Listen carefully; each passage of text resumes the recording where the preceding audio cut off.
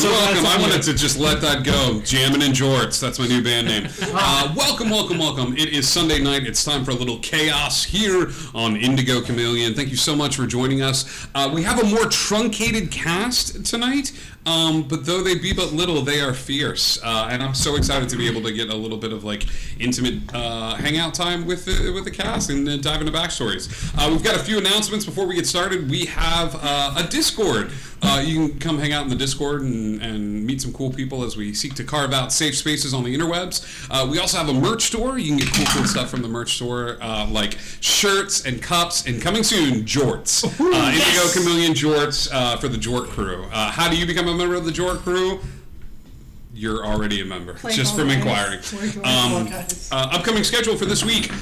Tomorrow, we are starting a very special sort of mini-series, Vampire the Masquerade, DM'd by our amazing, fantastic Kat. They can see me yet. They can see you now.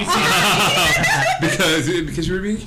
I'm trying to log into Twitch. So I can it is going to be. I want to get ahead of this now. It is adult subject matter, mature audiences, like when HBO late at night when you were a teenager and you shouldn't be watching that. That's what this is going to be. I was told one of my characters has a harem, so keep that in mind. So tune in. It's going to be a good time, and it's great to be able to tell those stories. It's going to be set in Las Vegas. Kat is an amazing, fantastic, awesome storyteller, and while they are amazing telling stories with cute animals and things of that sort, I think they shine with one foot in the dark a little bit and bringing light to those situations. That's where they shine the brightest. So a foot in the grave, if you will. 1 foot in the grave. So tune in for that.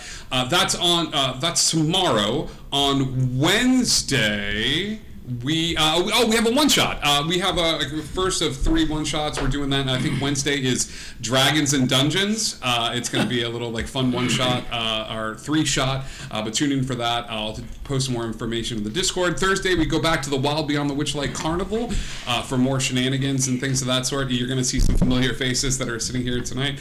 And then on Sunday, as always, we get a little chaotic with the Chaos crew as we head back to Chaos Campus.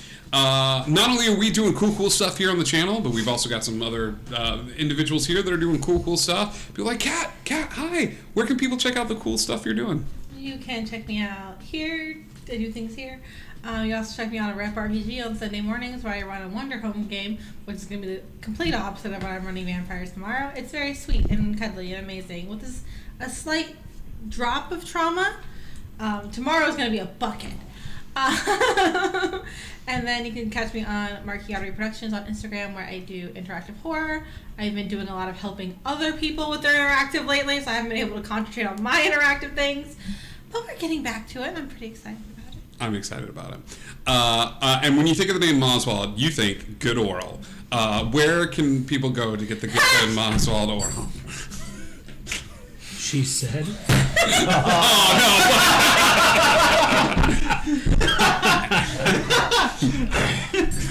I'm so sorry. That was a slow pitch down the center play, pal. I'm so sorry. No matter what she thinks, I think you give great oral. For what it's worth. Google Play, Spotify, Justin Jacinto. We have not posted an upload in a very long time. We've had schedule conflicts, and we've had trips, and we've had power outages and weather. But I finally get to kill them tomorrow. No, Tuesday. Monday we're here. Tuesday they're with me. You know, Discovery Channel has like Shark Week. Yeah. This is Trauma Week. This feels like a really weird pull, and we're going to start it tonight. So you can find me there, Justin Jacinto, where I bring my guys through trials, tribulations, and trauma. That's where you can find me. You can find me on Sunday mornings at Rep RPG. A drop of trauma. This is a drop. I gave your moth a crown. He's happy. Kit Kat love. I will turn that volume down. I also laughed really loud. That's okay. I'll turn the mic volume down, and there should be less laughing. Thank you, Kit Kat. We love you. less humor. We'll make sure it's less funny. No, we appreciate you, Kit Kat love. I appreciate you a lot. Thank you for letting me know.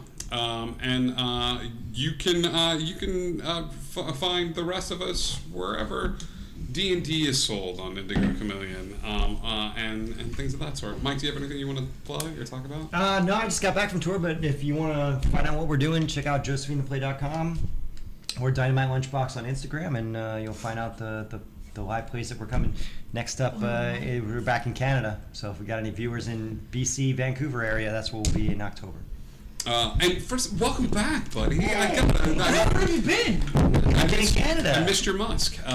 So welcome back. I'm going to break you. Well, that's worth it now. So. I think that's it. I think that's it for announcements. I think that's it for upcoming stuff here on the channel. Heroes. You're back at Chaos Campus. People, you're back at Chaos Campus.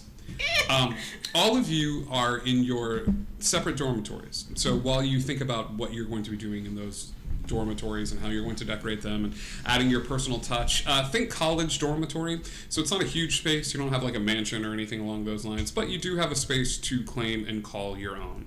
To hang that vintage poster of Back to the Future 3, or decorate it and as the French aristocracy would decorate it. That is completely up to you. All of you are resting after the events that took place. Victor.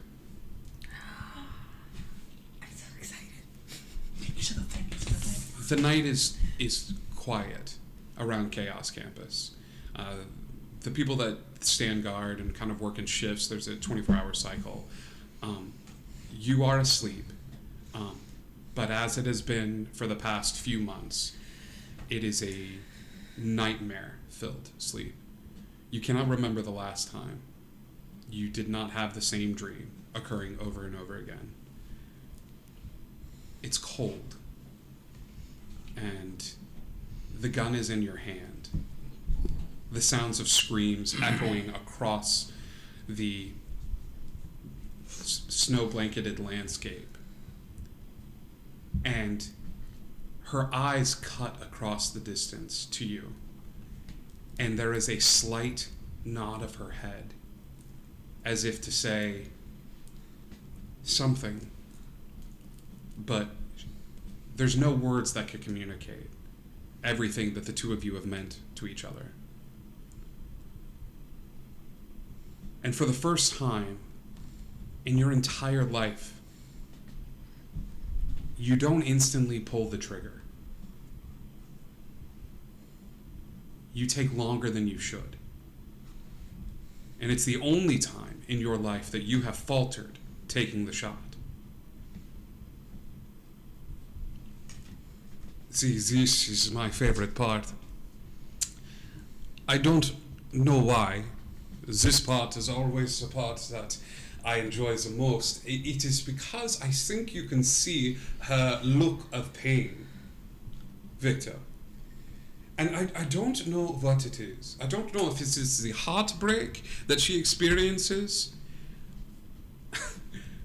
But if you pay close attention, this is my favorite thing. You take the shot, yes, and the bullet pierces her heart. The first one. And it's so funny to me because a centimeter down, it would have glanced off the rib. A centimeter up, it would have hit another rib and bounced off. It would have been just a whole thing. But you, Victor, you send one bullet into her chest cavity and it ricochets around, killing all of the vital organs that are there. And you don't blink. You don't waste any time before you take another shot at her head.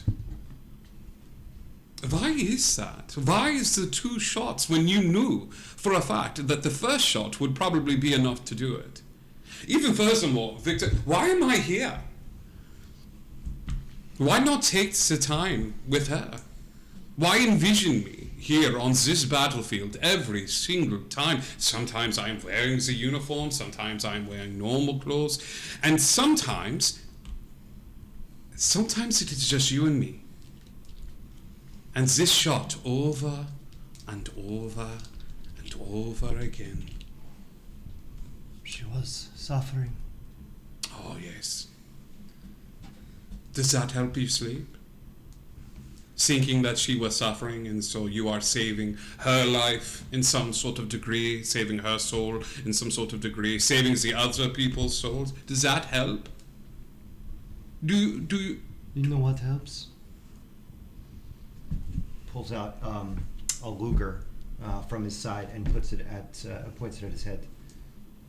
What helps is killing others, like you, who drive me crazy. And in the dream, pulls the trigger. As you pull the trigger, the bullet, the individual falls backward, and then sits up. See, the weirdest thing here is this, and I know this is the question. As he reaches into his forehead and pulls the bullet out and looks at it, pops it in his mouth, and spits it out again. Goes, the question really is, am I imaginary? Am I a figment of your imagination? Some sort of punishment that you have wished upon yourself? Or am I real? Did you miss me? For your sake, you had better hope you are just figment of my imagination, because if you are real, I am coming for you. Victor. What makes you think that I am not also coming for you? And you awake. Are we all a little in love?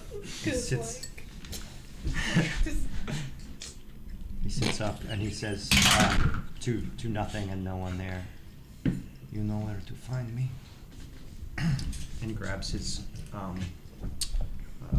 Tokarov sniper rifle off and begins to clean it.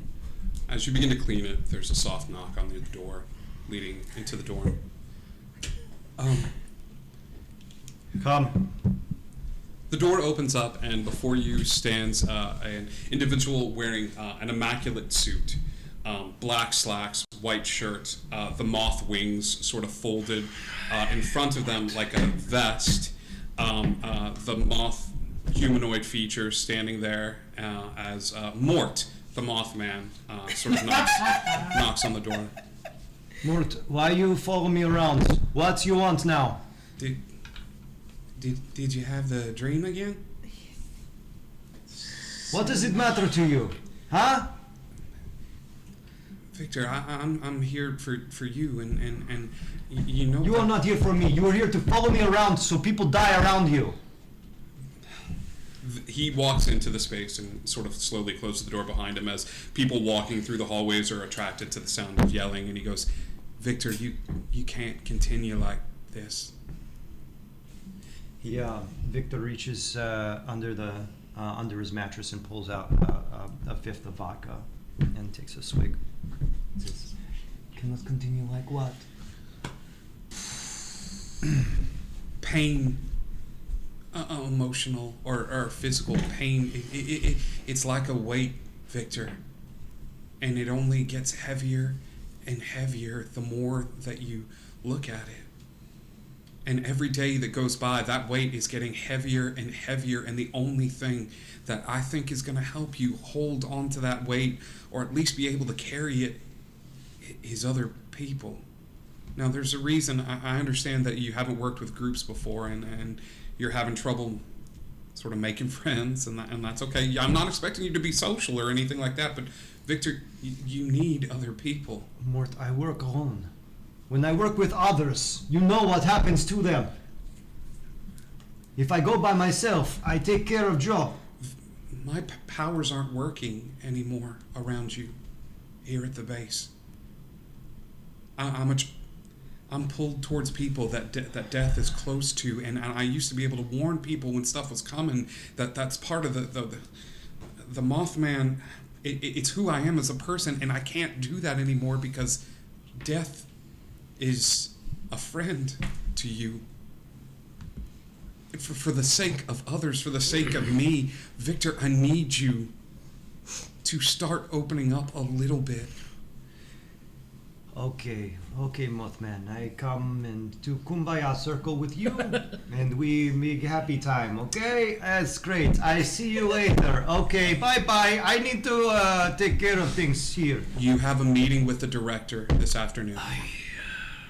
You're going to be meeting a few individuals that the director wants you to personally escort outside of the safety of the campus and make sure they come back. This is not a group that you are officially assigned to, but it is a opportunity to walk in the right direction. You know what? Fine. If they end up dead, not my problem. I warn you. And he takes another swig, puts the vodka away, and starts gearing up. Mort walks up and goes to say something and thinks better of it, and walks to the door and puts a hand on it, opens it up, and right as he leaves, he turns back to you and says, "She wouldn't want you to live like this." You never know her. Don't talk of her to me. He closes the door.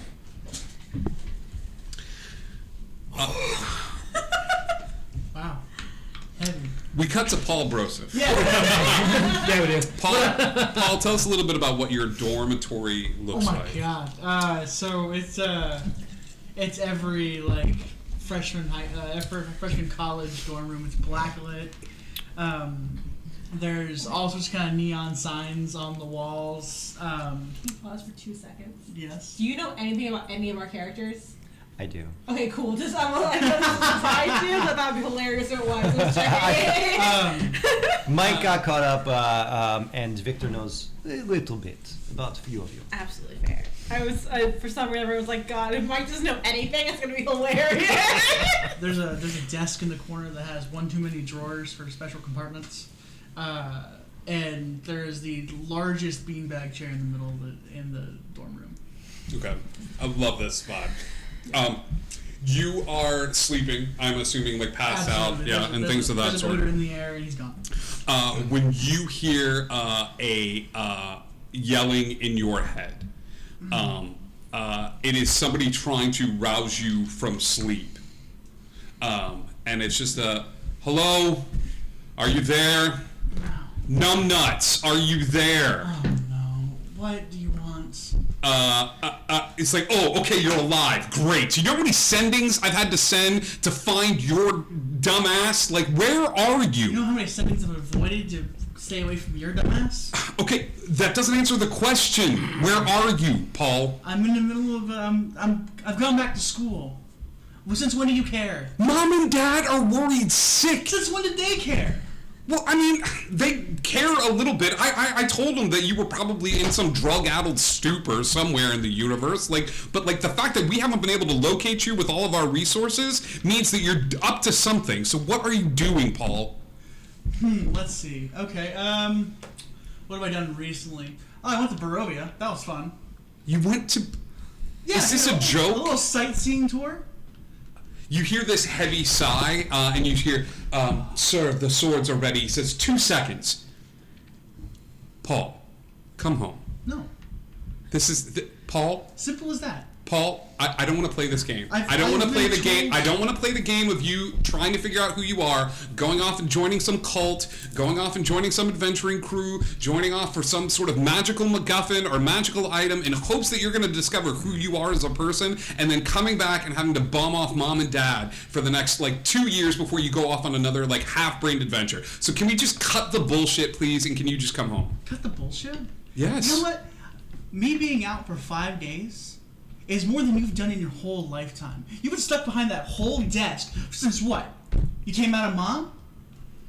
Well, how far of the 4 walls outside of our house have you seen? I have a steady job. I have a steady relationship. I have a 401k.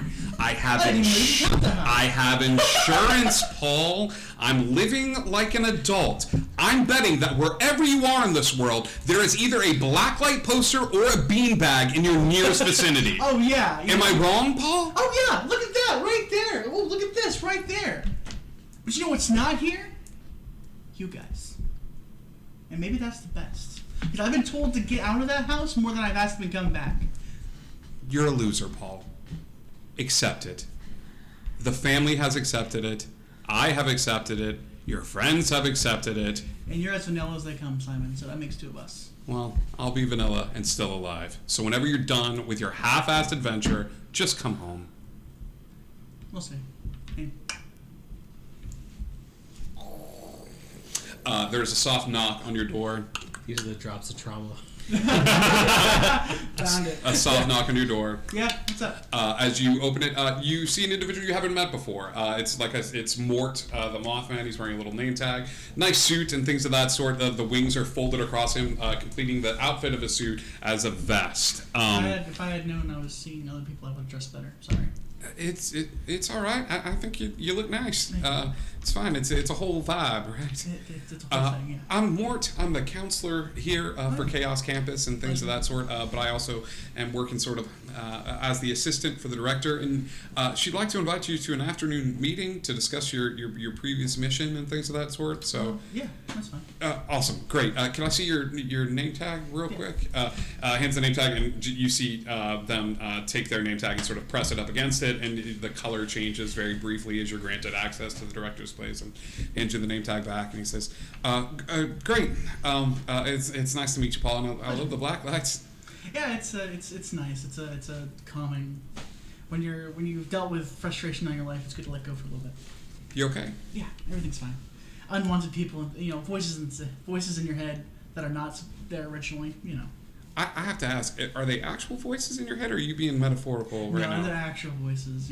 Like people just like all of a sudden like, hey, where have you been the whole time? And like, well, you've never asked the whole 24 years I've been around. It's like whatever. Family. Yeah. Can't live with them. I definitely don't want to live with them. Yeah, I was gonna stop there. Okay, great. I'll see you this afternoon. Sure, I'll be there. He stops and sort of turns back and looks at you, and he goes, "You're meant for great things, Paul." Still trying to find things out, but yeah, I hope so.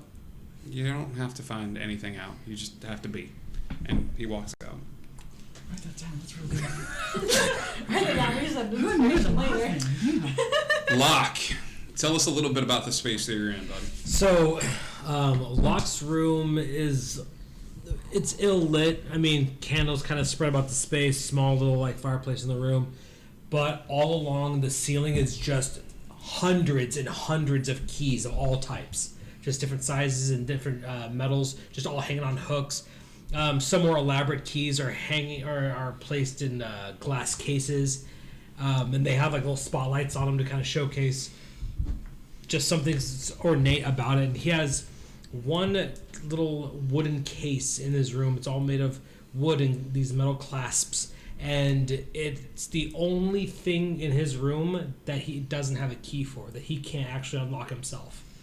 And he's got a tiny little desk where he fiddles with locks and makes ones and makes keys. And so it's just, that's his space. A little bed.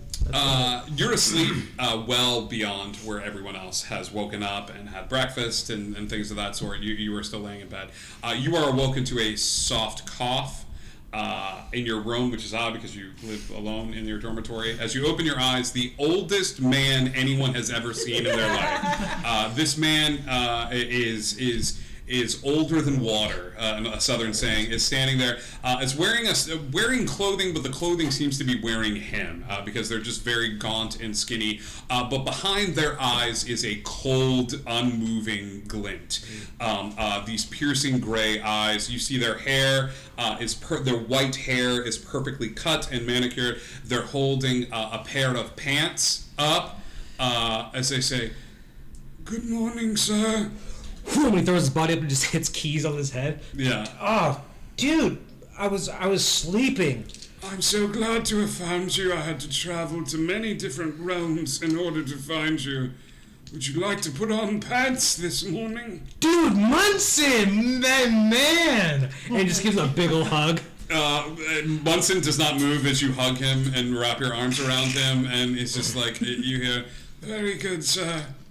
I will insist upon pants for future hugs." Dude, pants for sure. Yeah. Underwear comes off, pants go on. Oh, well, okay. Munson starts to lean down and try to help you get the pants on, and then you just sort of pull the pants away from Munson and things of that sort as Munson goes, Your faithful manservant, sir. Is there anything else I can assist you with this morning? Dude, so like, how you been, bro? Very good, sir. Without you around, I realized I have much more time for retirement. But then, upon discovering where you are, I said goodbye to my wife and grandchildren and children and said duty calls. So here I am. First off, two things. You said duty, my man. Second of all, dude, like, I'm so glad you're here because we've been going through like some real shit right now, dude, and I'm so glad you're at my side. Also, dude, have you seen my keys? Yes, your keys all right? Yeah, and he pulls a little metal tray out of nowhere, holding up the keys on the metal tray. Take this one. All right. Nice. He just like ties it around his neck and he's like, all right, let's go. Perfect, sir. And Mutton goes over and opens the door. As he does, you run into Mort, the Mothman who's there. As he's going to knock on the door, he sees. He goes, "Oh, well, you're much older than I thought you would." And then he kind of turns and looks past Munson and goes, "Oh, Locke. Hey, I'm Mort. The director would like a meeting with you this afternoon, if that's okay." And he looks over at Munson. Do we know? This is Mortimer, sir. He is Mothman. He is the assistant, working through the assistant of the director, but also works as a counselor. And Mort just sort of like looks at the old man and he goes, "Do I know you?" And he goes, "No." So, dude, Munson, do we, or do we not? Okay, dude, Mort, dude, what's up, bro? What's up? And Mort just kind of goes, Oh my god, dude. What's up, man? Hey, it's great. It's great to meet you. I've heard nothing good. You are not like any rogue that I think that I've ever sort of met before. It's the pants. No, I get it. It's fine. Jesus. Okay. It's the Great. We'll see you at the meeting this afternoon.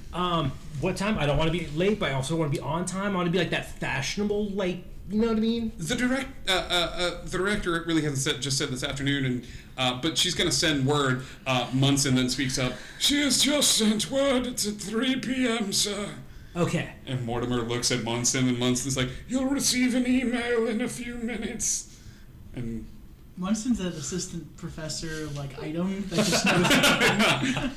Mon's gonna have the answer to every problem we ever have. We're never gonna ask it. This is my magic baseball. Thank you. Yeah, I guess 3 p.m. Is he human? Dude, I don't know, but he's Munson, and that's what I like about him. I'm better than human. Oh my god. I'm paid help. You do this, Mort does this, and Munson goes, half shakes. yeah, and throws the hand up. And so, cool. Yeah. Fantastic. Hi. Hi. Hi. Ghosts don't sleep. You do not. But you do find yourself in a meditative state in the Eternal Garden. The Eternal Garden is a garden that exists in between heartbeats. In the quiet of the night, right before you dream, everyone dreams. The Eternal Garden is populated by children that are of that special age that they can just sort of run around and enjoy the Eternal Garden and things of that sort. And you actually see the connective points of it as 4 different rainbow bridges connect the Eternal Garden as animals pass through the Eternal Garden on their way to whatever sort of awaits them on the other side. Your patron is there sort of welcoming a new group of animals that are there as children are sort of running around, and she's sending the children off to care for different animals, and you just sort of wait patiently as she goes off, and then all of a sudden she kind of stops and turns back to look at you. She's wearing what she normally wears, which is gardening clothes and things of that sort. Big deep smile lines that sort of that cover her face. This is somebody that has smiled for a very long time, in her late 60s, probably early 70s, but time spent outside. She's always got dirt underneath her fingernails and things of that sort, and things of that sort. And it turns to look at you, and as the children sort of come up behind her, she turns around and goes, "Rah!" And they all go running off and scatter. And even the animals like pretend to be scared too. And the deer like runs around in a circle and goes running off. And she goes, "Well, that will buy us a little bit of time. How are you?" Well, meeting a lot of new people. people. It's And very exciting. your powers, are they helping at all? Yes, they are. Thank you so much. Yeah, absolutely. I'm a little worried about you. I just, There is something wrong. no, I was watching Barovia, and I know that was a lie. There was someone who needed help, and I needed to help them, but some people didn't think I should help them, which is a little confusing, because I think anyone who needs help should be helped, if we can. No, And I could. I agree with that. She stops and looks like she's trying to think of what to say. She says, there is a time that is coming up really fast for you where the choices are not going to be that cut and dry. Okay. And it's going to happen sooner than you think. And I just want you to be prepared for that. You didn't do anything wrong. This is not your fault. Okay. And I will always be in your corner fighting for you. I'll fight for you. I know. That's why I love you. And I accept that you're one of my... her head moves over to the side as if somebody's saying something to her, and all the animals in the space sort of look, and your head is drawn to the little bit of movement as well.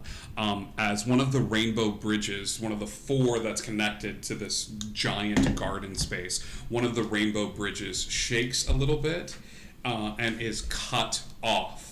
Like the tether breaks from the spot as she looks up, and as she does, she takes her hand and just sort of moves it in the space, and Druid crafts this flower, like a bunch of like dandelions that you can that you blow on the air, and the wind sort of carries them off. As she blows them forward, the flowers float through the air a little bit towards the rainbow bridge, and immediately her eyes narrow as if she's focusing on where the dandelions are sort of flying through the air, the little puffs. And as they fall down to the ground near where the rainbow bridge was, she looks at you and just sort of gives you a shoot motion. As she does, your connection to the Eternal Garden is cut from all of this, and you find yourselves back in your space. What does Elizabeth's room look like? She quickly picks up her personal journal. Real Writing down, okay, I gotta remember. That's usually very important. Her space doesn't have a bed. She doesn't sleep. But it is very full of live flowers and plants that seem to have grown a lot more than being in a room should grow. So she has vines that cover the ceiling and everything. She has a small table that always has tea ready. She can't drink. Just in case people come to visit, they have drinks to have. And she also has a very large bookcase with full of books. There's books on the floor, and people are like, wow, you're really well read. They're all romance novels. They're all love stories. Are they trashy romance novels? Are they Danielle Steele? Some of them are trashy. Some of them are just really cute, fairy tales. It's a mood, so it's just her room. Someone taught her about electricity. She has very nice little lights. So it's all very warm and live. And Moore gives a small knock on the door to your mage room. hand open the door. And he goes, hey, Elizabeth. Hi. You have probably seen Victor in passing, right? Have you guys had many interactions together? Not any interactions, but I know who he is. Okay. You have a meeting with the director, and I just do your best to not take anything he says personally. Okay. She's going to ask that you and Victor sort of take over some of the newbies and actually leave the campus. Leave the campus? There's an issue with outside the campus, and she figured this might be a good growth exercise. And as always, if they all perish, you are to make your way back inside and report as to what happened. I'm already dead. Because you're already dead. She'll offer him tea. I'm like, okay, do you want a cup before you go? Sure, yeah, thank you. And he goes over and has a little bit of a sip of tea. It's turmeric tea, so it's a little spicy, but it's good. Yeah. Yes, Paul. would we have had a rest of the long variety? You would have all had a long rest of the long variety. Just making sure. I don't got a little nap in, but Yeah. Is there anything you could tell me about Victor that I should know before meeting him officially? There is not enough hours in the day. No, I don't want to betray Victor's trust. I will just say that Victor is an amazing shot and can take care of themselves. Guns, are you familiar with? Just learned about this. Great. Well, Victor's real good with them, and just don't take anything that he says to you or the group. He's been put through the ringer. He's been alone. Sure. Yes. Okay. Well, I appreciate the warning and heads up. Yeah, absolutely. And I'll see you guys at the meeting, I'm sure. Absolutely. And he gives you a small nod, takes another sip of spicy tea. You can see he hates it, but he puts it down and he's like, You don't have to drink it. oh, thank God. Okay, thank you. And he puts the tea down and and puts it, back on the table and just and makes his way out. All of you begin to get dressed, leaving your domiciles, and make your way over towards the director's office. sure. There's a small waiting room. Who's the first one there? Okay, two of you arrive at the same time. Lock comes in How a was little your bit rest? too lock. I go through the wall. Walk, boom, ha! Cool. How was your rest? It was surprisingly, it was a long rest, right? How's yours? I'm sorry. How was your float? Wait, what? Your float, because you're just like chilling in the air, like. I'm sorry. I actually don't know what you all do when you're sleeping, but like if you're I floating. don't sleep. Oh, rad. Ever. Even better. Yeah. And that's when Paul walks in. That's when Paul walks in. Real smooth. Good job. Dude, I don't get it. This is awesome. She doesn't need to sleep. I know it's awesome. You are right here. No, you don't. Oh shit, I'm sorry. Right through the head. Oh my god. You're amazing. I like you. Tell us what Victor looks like as Victor shows up. To So yeah, exactly at 3:00 exactly. It's like the second turns and in through the door. It's a human-appearing man, middle-aged, looking, about 6'2".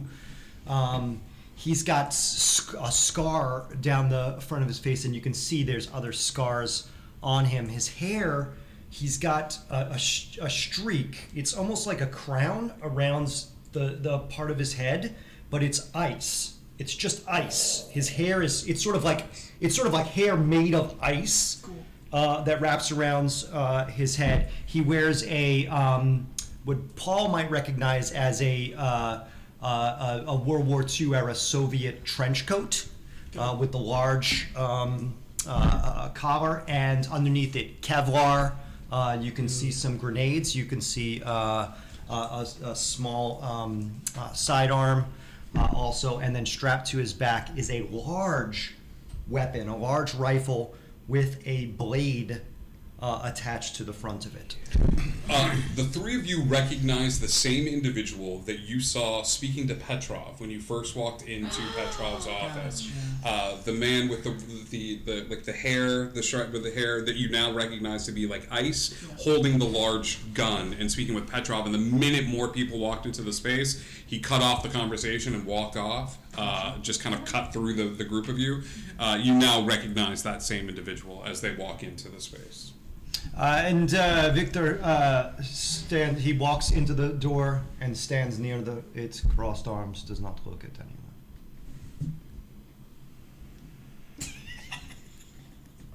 Dude, you're gonna die. You might want to give another foot of space, friend. Hold up, dude, we're friends now? Dude, you were creepy before I was looking at you, but oh my god, dude, if we're friends, dude, can we do the thing, dude, you and I, please? Like, just a thumb bit, dude? Right? Me and you? Hey, Locke. Dude, but he said friends, bro. Yeah, I know. Or is that like a friends, like a, hey, back up, you're dead. Usually when someone has a gun larger than you take it. He looks to a pocket watch. Director is late. As you say the director is late, the door opens as a human walks out of the director's office that you have never seen sort of walking into the space before. The human walks out. They are wearing you have not seen this individual either. This human is probably one of the most handsome individuals that you've ever seen. They are dripping with charisma as they walk out of the space. They are wearing blue jeans, sandals, and this white linen shirt that's unbuttoned, like a couple of buttons and things of that sort. Their black hair is tied up into like a man bun. The skin is tan naturally from like the sun and stuff like that, with no sort of tan lines and things of that sort as they go. And they're wearing these small glasses that are like right at the end of their nose and stuff like that. As they walk out of the space, he kind of walks out and he sees the four of you and he goes, "Oh, hey, gang. Sorry about that." And just immediately like walks sort of past all of you. He just takes special notice to look at all four of you and just gives you all a small nod. Insight to check? Yeah, give me an insight check. Yeah. It's fine. Everything's fine. Everything's fine here. He's wearing Jerusalem Cruises to school. He's got a man bun. He's trustworthy. Yeah, it's fine. Yeah, 28. A 28 on insight? This was like you have met this type of individual before. The dude reeks of old money. Cool. There's a quiet confidence that comes from being handsome and rich, and this dude reeks of it. Not necessarily a bad thing, but the cologne smells expensive that you got to catch a whiff of as he walks by and things of that sort. You want to roll an insight too? Sure. Yeah. Yes, because I would have a little more. That's not good. Good wisdom stat. I mean, I get +5. It's 10. 10. The only thing that you notice is that he almost smirks at the gun on your back. You don't know why. Like he just kind of like looks around the group, and as he's looking, he sees the large gun. Because you're not hiding it or anything, right? Like it's strapped. He kind of looks at it and just kind of gives a small smirk to it as he scoots past everybody. Trying to walk past and out the door. Yeah. I'm gonna step in front of him. Where is director? She is late. She's in her office, Chief. You can just step in and go and talk to her. I mean, money talks, so we had to talk. But I'm sure your meeting is very important too. Yes, 2 minutes late. You make me late. Victor does not like to be late. Would you like me to apologize? I don't care. And I step in, and Victor steps out and around and walks toward the director's office and knocks on the door. He looks at you and he just kind of shakes his head and he's like, he looks at the three of you and he goes, "I'm so sorry that your meeting is going to be a little late today. But you may want to take a few extra minutes and get the stick removed from that guy's ass." He has commitments. I don't make commitments on time anymore. Yeah. He walks past you guys and just sort of into the hallway and things of that sort. Is that an expression? I've never heard that expression. The director opens the door immediately as you've walked past now. You see there is an ungodly amount of money on the director's desk. It is not chaos bucks. This is actual, like, a mixture of gold bars and cold hard cash from the material plane and things of that sort. As you're coming into the space, as the door opens, as you knock on the door, the director's taking all of this and sort of putting it into various drawers and things of that sort. The director, of course, is the anthropomorphic-looking dog and things of that sort. But she looks over at you while she's wearing the traditional sort of white robes with the Chaos Crew emblem emblazoned on the left breast. And she looks at all of you and she says, Come in. Victor, I am so sorry. I know it's 2 minutes late. And are you all right? I guess we get this over with. Paul, it is an absolute pleasure. I've heard nothing but good things. Welcome to the Chaos Campus. Elizabeth, it's good to see you as always, dear. You're looking fit as ever. And Locke, I believe, is what you're calling yourself. It's a pleasure. Yes. You don't have to put on formalities for me, but if it makes you feel comfortable, you can. Nice. Yes. They put their It's my favorite bit. She goes, I've heard nothing but good things about the good work that you have done in Barovia and saving all of those individuals, and I know it was a very difficult sort of training mission, but you all seem to have proven yourself in spades. As the director of Chaos Campus, it is my pleasure to officially welcome you as official members of our little adventuring league and group. And as such, I find that your skill sets would be perfect for a little unorthodox mission. We are noticing that the protections that we have built around the campus to keep out some of the riffraff that wanders the badlands outside of our campus is starting to weaken a bit. So I thought it would be best if perhaps a small contingent of individuals with skills such as yourself. I know that you are a cleric and have employed sort of faith-based magics, and that you are very good at unlocking things that are perhaps locked and dealing with sort of mechanical things. Victor, your ability to deal out righteous punishment when the need arises, and Elizabeth, as always, your cleverness is an asset as well as your magical capabilities. I would like the four of you to please examine this. I'm granting you a special day pass to leave Chaos Campus, which is not usually given to individuals, but as the shields are starting to wane a bit and the creatures are gathering more and more, I would like the four of you to discover what exactly is causing this disturbance to our defenses. Are you sure you don't want me to go on? These they will slow me down. You know. This is. And what am I supposed to do? Babysit the whole time? Is this my job? No. I would appreciate you not talking like I'm a child. I think you are okay actually, because you are already dead. But the two of you, I do. I can hold my own. I am not responsible when they die. Understood? Victor, I hate to inform you of this, but I feel as if they are not the ones that need a babysitter.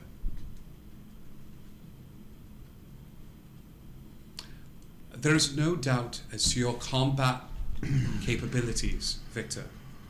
However, combat does not a good soldier make. The ability to follow orders, the ability to lead a group of individuals, makes for a good soldier. And I am afraid that some moments from your past, as dark as they may be, have jaded you in some of your judgments as of late. This is not merely a test for our new recruits, but for you as well. Victor, we have granted you a home, and more so than that, we have granted you a chance to pursue whatever pursuits you have wished to pursue. And in return, I hunt down, find, locate, infiltrate, and eliminate high-value chaos targets. I destroy these people. I destroy these monsters. I kill them for you, and I do this by myself, and that is why I am effective. It is. Victor, if you would like to branch out on your own, pay for your own bullets, interact with more individuals, find monsters that ever you can find, that is fine. You are welcome to do so. The door is there. However, if you would like to find and hurt the monsters that only I can find for you, only I can put in your path, then you will learn to shut your mouth and listen when I give an order.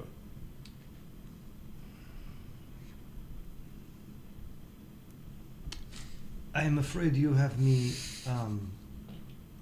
confused with some child, some underling who is under your thumb. We have deal. We do. And she takes a piece of paper, flips it over, and slides it across the table towards you. This was taken today, in a coffee shop, in Berlin. You'll notice the man in the photo.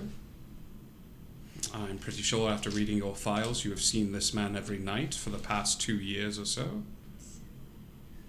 who is very much alive. His face turns even more pale white as his hair, the ice, starts to spread throughout. His hair turns almost entirely into ice as he stares at this, and the picture begins to freeze up. Director, Solid. this seems like a lot of his personal information that we are now learning without his consent. We are all a family here. There are no secrets that I keep from you other than those that could potentially harm individuals. Victor has spent too much of his time alone. And while I agree that there are some secrets that are best left buried and disclosed at an individual's choosing, there are others which bear bringing to the light of day. Victor, would you like to continue to work for the organization? I will help you. Good. I will. What race is Victor? He appears human, but in actuality, he is a hex blood. So, but yes, he has the hex. I was thinking like bloods. water genealogy because of fire, but I like that even better. Look, you can raise your hand. And I am so glad to hear it. I will work with them. I will solve problem. Good. I will try to make sure they don't die. And in return, he is next. Are there any other questions from the rest of you? Yes. Locke, you don't have to hold your hand up. This is not school, but if it pleases you. Yeah, I just didn't want to be rude to the other people that are having like really intense moments. You know No, what I mean? it's fine. Cool. So God like, damn it. Locke, what is it? What is your question? so like, check this out. Like, so like, you know, like every like lock or like door, hinge Such or a whatever black- has like a small piece of it that has a flaw. Like everything is built up with a tiny little flaw. Correct. So like, are you noticing like that tiny little flaw? And like, do you know where maybe we could start to locate that thing? Like, we can go out of the world and go, hey, check this area out, because like it's getting like really dicey right here, which is like causing the barrier to like not be so strong. I'm not quite sure what you mean, but I'm sure that this is just a reconnaissance mission. You do not have to fix any problems. I just want you to go out and take a look around. There are creatures that tend to roam about the space, and normally we have arcane and technological barriers in place that prevent them from breaching the campus, but for some reason those barriers are starting to weaken, and so I need the four of you to have eyes out into the field. Unfortunately, those same technological and arcane barriers prevent us from scrying and looking upon them. Barriers are too strong. We've run into a catch-22, as it were, so it will require, I'm sure it will be very quick, and I trust in the skills that all four of you have. If you see a problem that requires you to solve it, check out the beat while the DJ revolves it. Oh my Yes, God, yeah. I was just thinking. I the know same you were. thing. Look, yes, of course you were. Were you? No, but it sounded good in her mouth. Makes I sense. would encourage all of you to go and visit the auction before you leave. There is another one beginning soon, and I am heard that the next crop of items are worth taking a gander at. But after that, all of your name badges have already been granted access to the doors that leave outside. I ask that only the four of you please exit the doors, and I will hand you this. She holds out two sending stones that connect directly to the director. She hands them out to the party. She hands one to Locke and just one. She goes to hand it to Elizabeth, and she goes, oh damn it, and hands it to Paul, and goes, the two of you can use those to reach out to me if you desire any sort of communication, things of that sort. Are there any other questions that I can assist you with before you embark on this? No, seems pretty straightforward. Find out what's going on. Come back with information. Simple as Lovely. that. Yes, and that's how I enjoy things. A little straightforward and to the point. What has breached? What kind of creature? I think that's what we're going to find out. This base was built in a particular area where we failed, and evil sort of took over. The creatures that are out there are faceless, vicious sort of monstrosities that we have not studied in depth, but I assure you they are very dangerous, and are very hard to put down. So please approach them with caution should the defenses break. As a safety precaution, once you leave, should the defenses go down, unfortunately, the base will go into a bit of a lockdown scenario, and we encourage all of you to just sort of find safety and shelter until we are at such a time that we can bring the defenses back up. All right? Yeah. Roger. Perfect. Well, go enjoy the auction, and I will. I look forward to hearing you very, very soon. And she looks at the desk, and as she just sort of nods, the door opens out of this sort of wide space office. The office itself has, arranged with bookshelves, a large painting behind her of her sitting in this chair that looks like it was painted by, one of the Renaissance painters and things of that sort. They see the black fur of the dog face, the little tuft of white here, and the white on the head, and sitting in this giant chair, the painting behind the desk. But she nods at all of you, and then without saying another word, just begins to take the money and things of that sort that are on the desk and place them in the different drawers in the desk that were, deposited. John, may I have a moment of your time? Just a quick moment. My schedule is rather busy, but yes, of course. I'm always available to speak with one of my operatives. The three of you, please, go. Enjoy yourselves. And she gives a small wave off. Heroes, you have enough time for a little bit of downtime. What you can do is this. You can either go and participate in the auction. If the auction doesn't speak to you at all, you can also spend that time training with one of the different operatives that are here. Should you train with Petrov, it might help you with your attacks later on in the mission. If you want to go train with Robar, it'll help with animal handling and survival skills and things of that sort. So River will help with magic and wild magic and things of that sort. Hex is at the auction. Hex runs the auction house. So Hex you're not going to be able to speak with because Hex is previously the cat in the background. Yes, that's our lovely studio audience. So she sort of shuffles all of you out of the office and looks over to you, Elizabeth, as the office clears. Yes, yeah. I was in. You do know of the Eternal Garden? I don't know how much studying you've done on Afterlife. I'm very aware of the Eternal Garden and your patron. Yes. One of the rainbow bridges has seemed to disappear.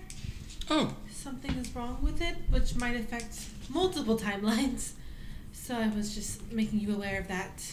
I will have our historians and our arcane specialists look into the matter. I'm sure it is a normal sort of thing. You know how that ley lines work and the makings of the universe. It can be very fickle, but I just wanted to make you aware. Thank you, dear. This is, you are right to bring such knowledge to me.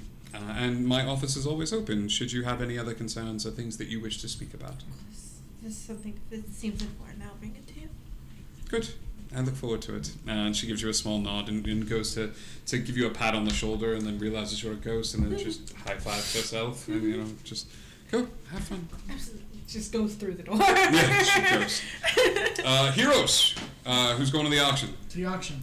Auction house? Cool. Hex is set up as he normally is. Hex has a bevy of magical items that he is going to auction off. And you make it just in time as a few other individuals make their way into the auction house. You see various adventurers and accountants and human resource peeps that are there as the large table. I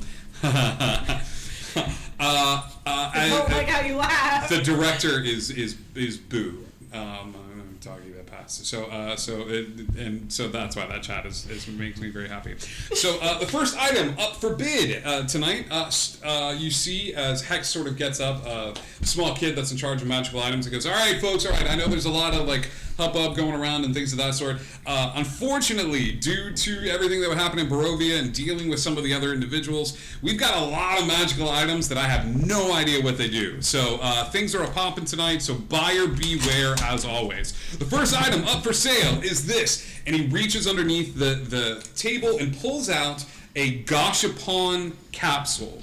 Does everybody know what a Gashapon capsule is? It's the things you put like a quarter in, you turn, a little capsule pops out, and you pop it open, and there's usually a toy or a prize. This thing is huge though. It's the size of a golden retriever. It's huge. He's got to wrap his whole hand around it and brings out this large empty Gashapon container. And he puts the Gashapon container on the table. He's like, this thing is rife with magical abilities, but none of us want to use it in case it's a one-time use item. So we're going to start the bidding at 10 Chaos Bucks. 10 Chaos Bucks going once. It's too big. Also carry that around. 10 Chaos Bucks going twice. All right, no takers. All right. It takes the huge item and pops it down. He goes, this, we know exactly what it is. He reaches forward and pulls out a small box. It looks to be about shoecase size. And in it is a card on the side. And you realize this is a punch clock. For when you would punch into work and then punch out and stuff like this. He goes, this is a chronolometer. And he goes, this thing is a beauty, and this is going to help you sort of mess with time a little bit. This was actually designed by in-house, and I'm not going to tell you how I got a hold of it. But we're going to start the bidding on this one at 20 Chaos Bucks. Worth every buck. 20 Chaos Bucks going once. I will bid 20. 20 to Victor. I'm going to roll my dice to see if anybody else bids on it. Nobody else bids on it because everybody looks at Victor bidding on it. He goes, 20 Chaos Bucks going once, 20 Chaos Bucks going twice. Sold. He hands you, this is in D&D Beyond. This is a part of a larger, massive device, okay? The tiny... Story of the Wanderer. Right. I know. While you're attuned to it, you have a +1 bonus to int saves, okay? The first time you attune to this, you can also choose a language that you don't know and just immediately know the language, okay? It gets better. At the start of your turn, you roll a d6. It doesn't take an action to do this. On a 1 through 3, you slow down time and gain an additional action on your turn. And double your speed until the end of your turn. On a 4 through 6, you go forward in time to warn yourself of, hey, this shit is breaking bad. So the next time you fail a saving throw, an ability check, or an attack roll, your past self was like, yo, homie, just aim a little to the left. And you'll be able to do that. Once you use it in this way, it can't be used again like that until the next dawn.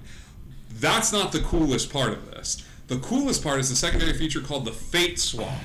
As a reaction, when a creature you can see takes damage, you can use the punch clock to hit a button on the side, and that creature gains an additional action.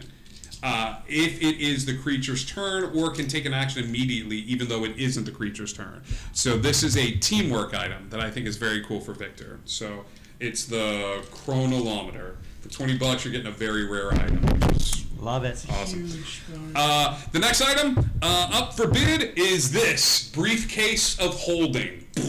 A briefcase comes out that has seen better days, and it has the initials DB and then Cooper on the side of the briefcase. This works as a regular sort of bag of holding in briefcase form. However, we don't know what's inside of it. Oh.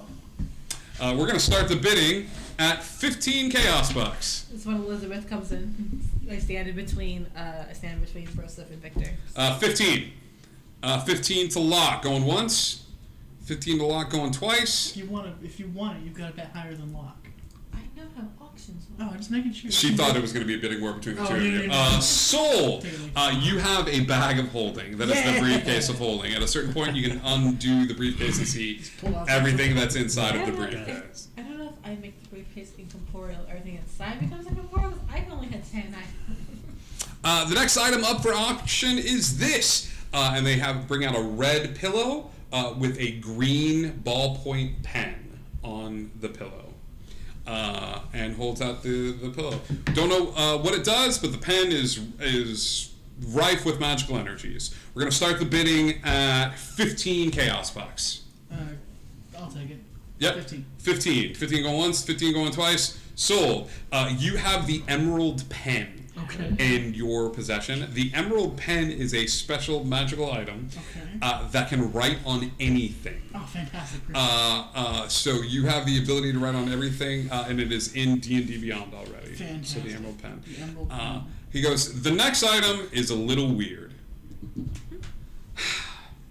He pulls out a contract. The contract looks like it's written in Abyssal and Celestial, but alternating Abyssal and Celestial. He goes, this is, from what our translators can tell us, an investment opportunity. Here is how this works. You are not buying this. You are buying the opportunity to invest in something that both heaven and hell want to invest in.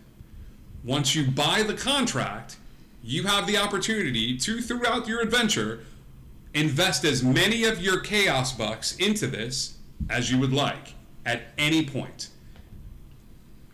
It is a joint venture between heaven and hell, and they are not describing what exactly the investment is for, but it is an investment opportunity, and you are buying the opportunity to invest. I'm selling my soul into this, am I?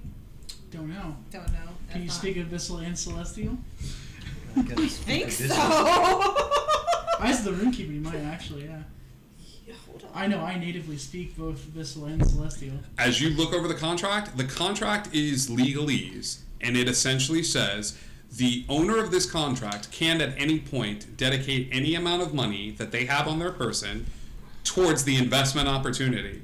Upon such time as the investment reaches fruition, the person who donates money, based on the amount of money that they have donated, will receive the fruition. I'll go halves on it. I don't know if I want it. My being is already taken. I can't give it to someone else. I mean, it's too not. broad. You're not giving yourself up. It's The like investment putting, might be you if you sign the contract. or it could be something else. It could be a boat. Could be a boat. Two boats. It Could be boats. two boats. What's a mystery box? Does could be that anything. change anything for you? Boats? That it could be two It could be boats? two boats. No. It could be a ghost boat. Let's start the bidding at Hold on. 10 chaos bucks. I only got 6. I want 10 this chaos someday. bucks going once.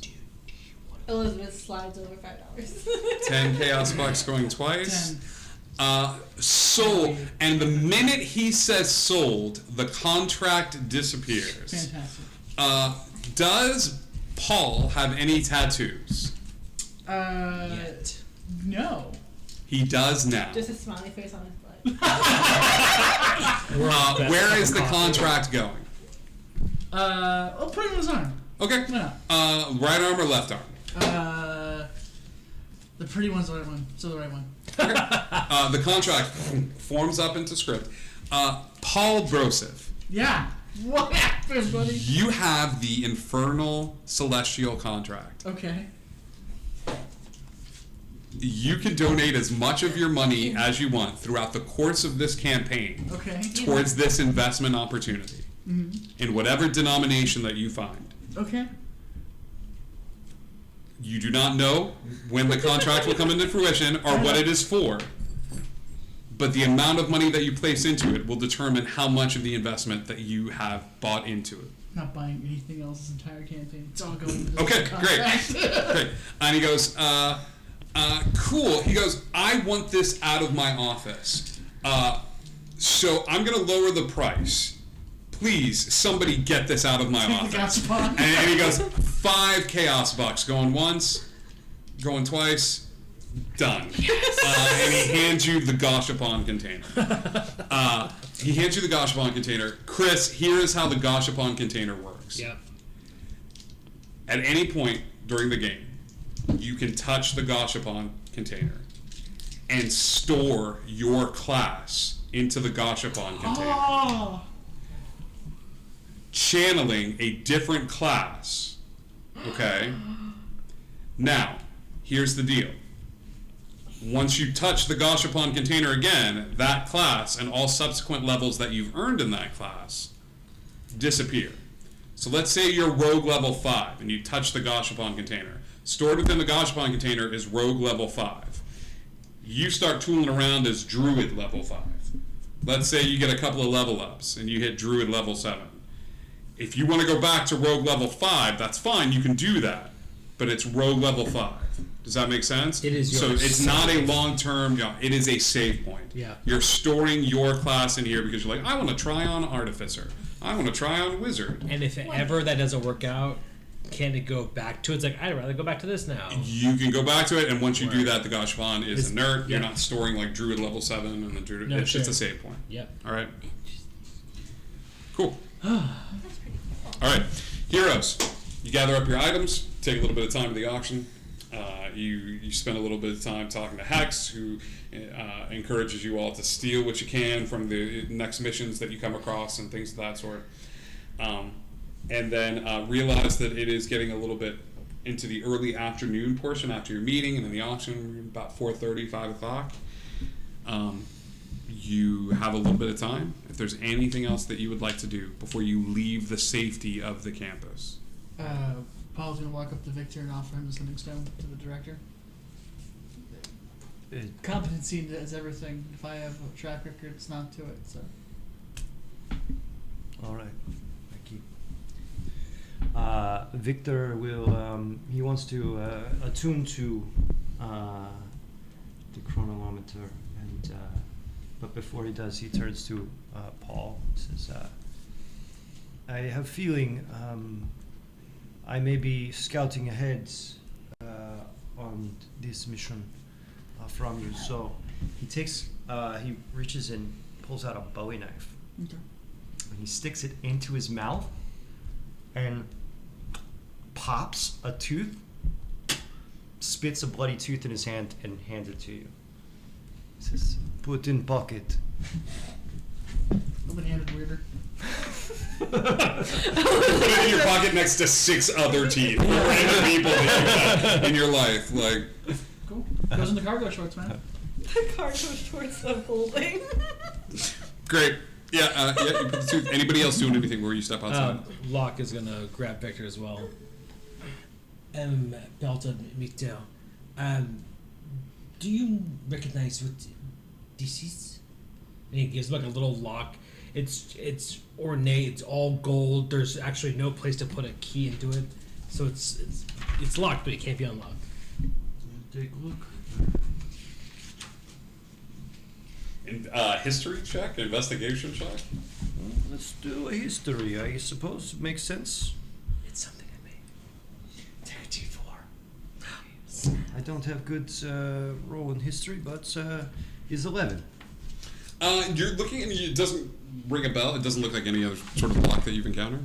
I don't know what this is. And why do you talk like frog now? Well, at this point, we are not really professional friends. We are more colleagues and professional assassins, or whatever we are presently. That is his What? colleague voice. He has a friend voice and a colleague voice. Just remember that. It's comfortable. If you do this, he will talk normally. If I go like this. Dude, so this right here, right? You can't take it back. Once it's done, it's Says- done. It's Okay. done. This thing is called a Steinbeck, dude, 711, right? This thing is impenetrable. But I can take that thing and I can open it. We all have different skills. I promise. Victor reaches in his pocket and he pulls out a little. It looks like a piece of clay. He says, "I can blow it up." Go ahead. Oh God. Right now, okay. Maybe in like the arena where there's space to blow things up, We have, not in the we have middle of things to do hexes. first. But I will. We come back and blow up. Yes. Later, yes. Take absolutely. it to blow up for whatever you want. Okay, to use. fine. But It we takes- all have special skills, man. Like, Alright. Was this don't like let this fool you, bro. Okay. We'll not let it fool. Paul grew 1 gray hair that day. Dude, same. The Locke and Victor buddy cop movie is everything I needed in my life. Good lord. Yes, I probably be scouting Yeah. ahead with him too, I To the- suppose. To the Audi 9000s. Alright. We head outside. you head towards the back corner of this Chaos campus. You realize that no one, as far as you know, has ever been outside of the campus before. Barry has intimated that there are creatures out there before, but not even he has seen them. I went and told Barry about the bridge too, because he's in charge of like magic stuff. So I went to go tell him about it. You want to go tell him about that? That's what I was doing. That we While everything is going on. Side note, that's what I'll I say did. this. I'll say this. You go and speak to Barry, and Barry is my best friend. Barry Stratovich is so confused as to he's like, I'm not even sure. Like I know like what the Rainbow Bridge is. Like I know the poems. Like when you lose like an animal. Like, can they go on the Rainbow Bridge? There's multiple rainbow bridges that go to multiple Okay. paradises. Yeah. I don't know where they go because I'm here. Yeah. Yeah. Okay. I'll look into it. Just let You me don't know. have to look into it. I just want to talk to someone about it, and you're my best friend. So. No, you're my best friend, and that's why we have bracelets that say best friends forever, and that's why I wear your bracelet because you know you can't really like wear it. But I wear one on either wrist.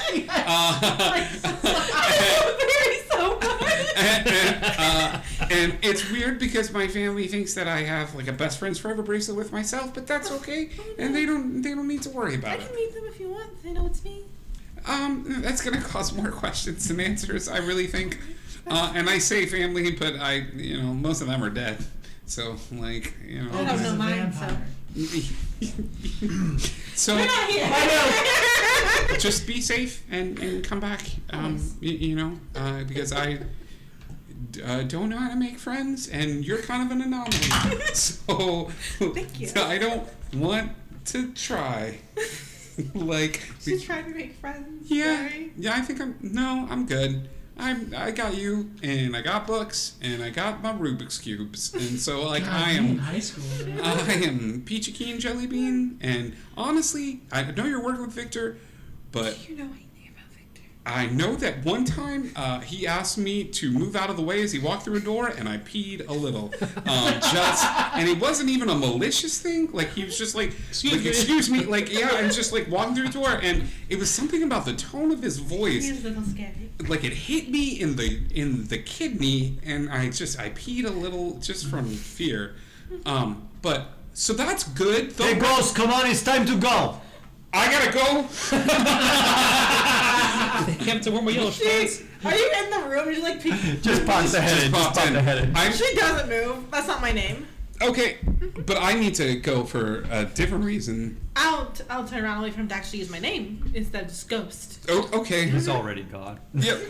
Okay, I'm gonna go. This can be Not Liz. change my You don't have to lie to me. Though. pants. I have to go. Go I'll change be your right back. pants. Okay. Goodbye. It's the voice. He's like, I can't even.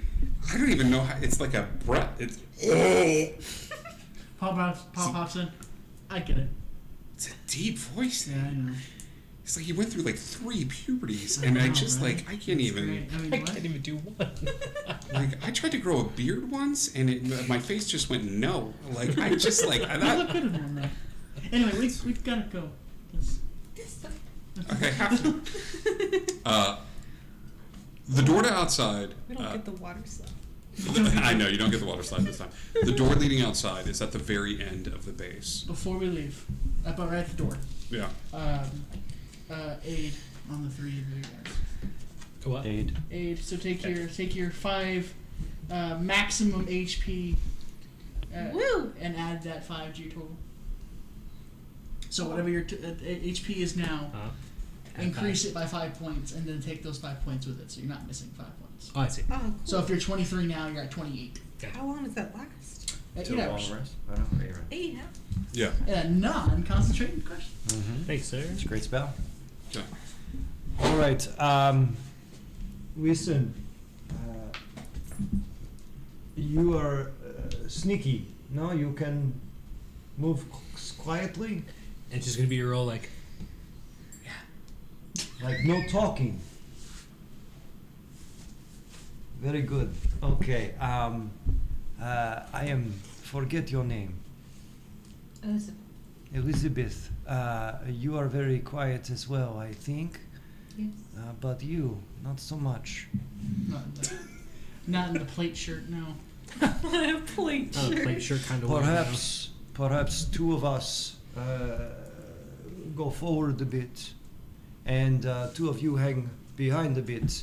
I will let you know if we find anything or see anything out there. Just stay within eye shot. Look too far out. It's okay. Here, as we walk out and get to the doorway is where I guess we're worried about a breach coming in too, right? You're worried about a breach coming in. You're not sure what to expect from outside. You've been told, like I said, you know very little about what exactly is outside. There's two doors that could lead into the base. They're heavy metal, like beast of doors. All the other ones are sort of computerized. This is like a submarine hatch. Like you're gonna have to turn it. There's intricate locks. There's one on either side of the base. Locks, you say? The one at the far end of the base, like there's one at either end. You're not at the one that's closest to like the cafeteria and things of that sort. You've gone past all of the living spaces and things of that sort, and as far away from people, just in case this breaks bad. Is there a guard at these doors? There is no guard whatsoever because no one has access Do you know how thick these doors are? to these doors. I mean, they're thick, but no one is. Not like 15 feet thick. It could be. Certainly try. I can peek outside. Yeah, you don't think he learned that from the safe? Yeah, it's fine. Yeah, you don't think he's learned that from the safe? They'd be 16 feet just to spite you. That takes like a little bit of damage. I go through the rest of the way. I'm gonna take an educated guess. Being as fortified as this place is, it's probably gonna be thicker than that. 15 feet's very thick. We're talking about multiverse level. 15 feet for a door? Yeah. Can't be 15 feet. It's big. She might get through. I mean, If I go 15 feet and it is that thick, I'll just come back so I don't hurt myself. okay. I just don't want you Try to go hurt. through the door. Okay, as you go towards the door, are we taking this at a clip, or are we just kind of slowly Elizabeth, you get the weird sensation of as you lean forward to kind of move through the door, your head goes thunk, and bangs against the door, and it's this weird sort of static electricity, your head up against the door, which you're not normally used to any sort of tactile perception at all. The door's ghost-proof. I'm so sorry. All right, we open. Then we open. Victor takes his sniper rifle out and affixes a scope on top, and we'll begin opening the door. I will hold an Eldritch Blast in case something comes at us. You open door. So he has his I have the NES power gloves that helps enchanted doors. Yeah. So would this be? I mean, because we talked about how it worked inside of Chaos Campus as far as dorms and whatnot. Yeah. Could this he's giving it a try to see if this could also work too. Let me establish something. You all have access to this door. We just open it. You can just open the door. You don't have to do anything special to it. Nice. Because you all have been granted access per the mission of you just have to go through the process of unlocking the door and you can open it, but if you want to try and get weird on me, this is gonna be a super theatrical prove himself. Give me a performance check then. If this is all bullshit, yes, absolutely. Locke gets out his tools. This is gonna be a 14. This is gonna go poorly. Can I insight this? Everybody that wants to insight this can insight this. As Locke. Yeah. He's very much idiot. This is bullshit. Yes. It's 12! Paul is the greatest rogue that has ever existed. There's a reason. He the default. He has all confidence in Locke at the moment. Also, this is my blood. Me and Victor was looking at her. I got a 20 with sniper. I got a 22. Yeah. And I have my Eldritch Blast. How you're holding your sniper is Is he always idiot like this? He's trying his best. I think he's You're I think Star it's a Wars family. dance battling it. Are you Dance Revolution in the door right now? I think it's a family thing where he's never been able to prove himself, so now he's trying really hard for us as a makeshift family. Is she saying this out loud? They're both talking about it. Dude, you're so in the zone right now. I feel like you're How do you know my backstory right now? I feel like you're pop it, twist it, pull it, How do you know this? I'm just really good at reading people. Yeah. Cool. You open the door. Hey man, that was awesome. Dude, right? Yeah. As you open the door, what is my marching order? Victor will go first. He has scope on rifle, so he's Okay. I kind will of follow scoping out. the head. So I'm holding other spots from the gemologist. Okay. As you open the door, you're greeted first to the landscape that's about you. It is a desolate, barren landscape devoid of life. The ground itself is like the cracked ground of a desert that has not seen moisture in a very, very long time. Your eyes quickly dart upward to a sky that is in some sort of hazy blue twilight. Random cracks of lightning travel across the surface, almost like the aftershocks, like if you see a crack in a dinner plate, where the lightning travels across the sky and stays too long. And then immediately kind of dissipates and things of that sort, as this random bolts of lightning cut across the sky. The red haze from the bleeding sky itself is this odd droplets of red that fall occasionally from the cracked like onto the ground, and the minute the red hits the ground, these little droplets of red, the ground seems to suck it up almost immediately. So the only red that you can see is dotted along the outer structure of the domes. The entirety of the Chaos Campus is this collection of like buildings that are interconnected, almost like you ever seen the lunar module? Yeah. Like and things of that sort? That's what it kind of looks like, is these collections of things. As you step out and see this decayed world about you, you get your first glimpse of the creatures that live on the surface. These individuals are somewhat humanoid in nature, but the proportions are wrong. As if a child was drawing a picture, a crayon picture, there are no eyes to the creature. They seem to be molded over with skin. You see a nose that is there, and these creatures walk on all fours with the back sort of at an odd angle. The bones of the vertebrae poke at the skin almost like a little too much, causing this like slight ridge in the creature's back as they walk along on the ground. Their mouth is constantly open, almost as if they're sniffing the air, but they're breathing it in, and their mouth just kind of constantly like goes like this, creating this jittering, like clacking sound, and that seems to be the communication. There is this dome of blue that you would recognize as some sort of like arcane shield or something like that is keeping the creatures at bay. Occasionally creatures kind of come forward and they do the one gets close to the shield and touches it, and there is a sharp, like shocking sound, almost as if there's a discharge of electricity. The creature pulls their appendage back and things of that sort. You see before you all of this. All of these creatures are like 50 feet away. And they are concentrating on the wall itself, as this dome encompasses all of Chaos Campus. Okay? Would I recognize them as aberrations or monstrosities, or could I tell? My favorite enemy is aberrations. So give me a nature check Yeah. or an arcana check, either one of those. Take a D4. all right, let's throw a d4.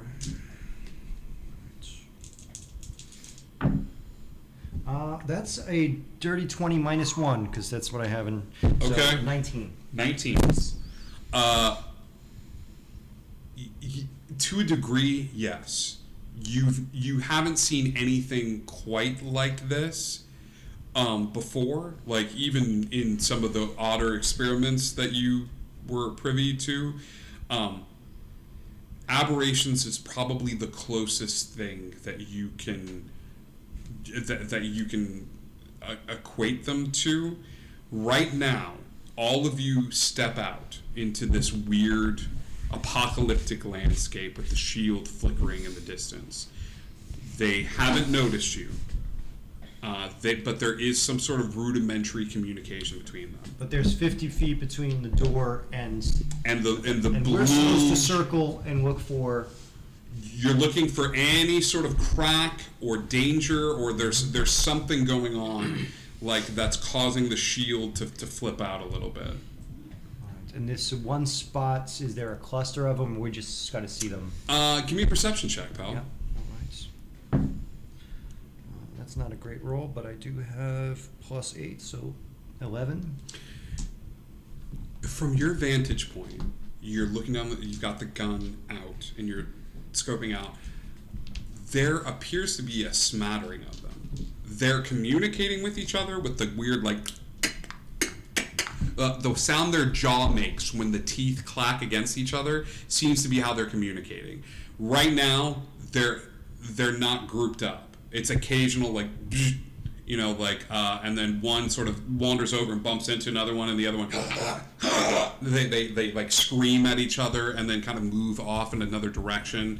At a certain point, you're watching this scene go down, and one of them gets a little too close to the dome, and it fries their shoulder just a little too much, so that three of them smell like the cooking thing, and the three of them just pounce on the thing that bumped its shoulder against it, and the three of them are ripping the thing apart.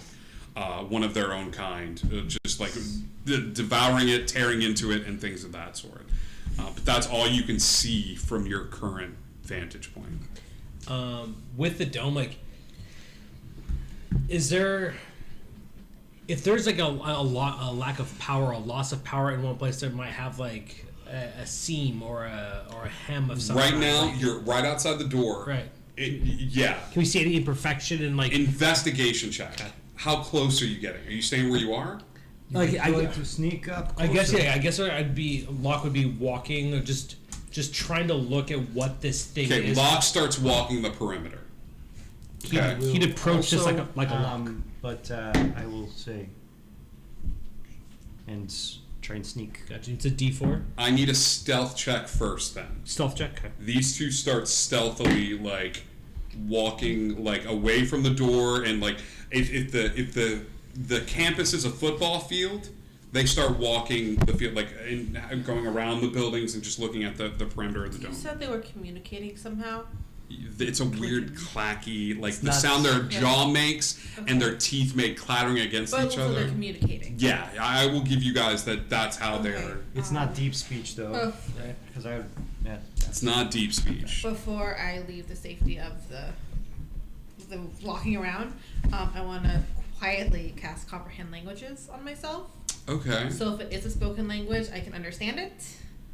Just in case they go, oh my god, look, people, let's go attack them. You know. Dude, we just need Frank. It has to be a language. If it's a language to them, it's a language. I mean, grunts and groans. If they're communicating. It's more- Let me read. Speaking with intent. The linguist would agree. You understand the literal meaning of any spoken language that you hear. Okay. All right. Yeah. It's a good pull though. So one of my 2 spell slots. See, it pays off. Let's Yeah. go. Gotta make Okay. those work in my head. My 2 stealth checks. 22. 22, Dirty 20. dirty 20. Okay.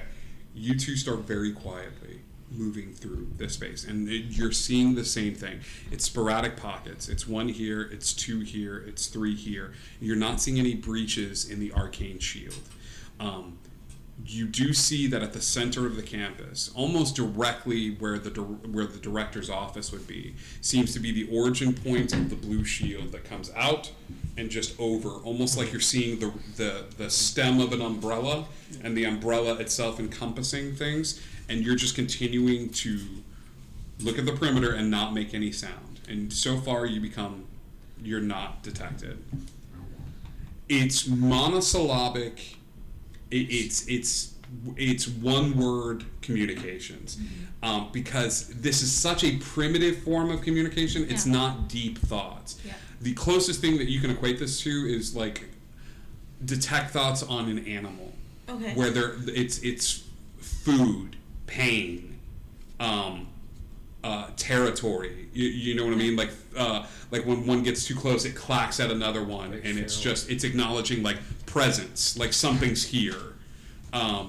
hurt. Anytime one of them accidentally bumps against it. Okay. But I will say, for the time being, you're picking up these random words Yes. and understanding. I am just keeping an ear out for any intelligent speaking, or two, if they get like really riled up, like they like see us or something like that. So I'm listening for. How far away do you guys get? At this point, I'm pretty sure I just follow your lead because I don't want to get too 10 yards, 20 I think yards. It'd be like, so we're like, if the walls are 50 feet from the dome, Yeah. I would say probably like halfway, so maybe 20 50. feet from the dome. Yeah. So just out a little bit closer to the edge of the dome, and If things are lunar module based, like the door that we just came out of is rounded like this kind of Kwanzaa hut. Paul Bros is going to reminisce high school days and sit on top of the building, kind of feet dangling off, and just watch them as they go. Make sure there's nothing. You're going to climb up. Okay, so you just climb up on top of this little dome, and you see Locke and Victor scoping out the area. Are you staying with Paul? I can watch from here if you want to go at least cut the distance. Yeah, I'm gonna follow them Okay, you start walking along with Locke and Victor. because I'm listening out for attack for them. Paul, Okay. you're up top.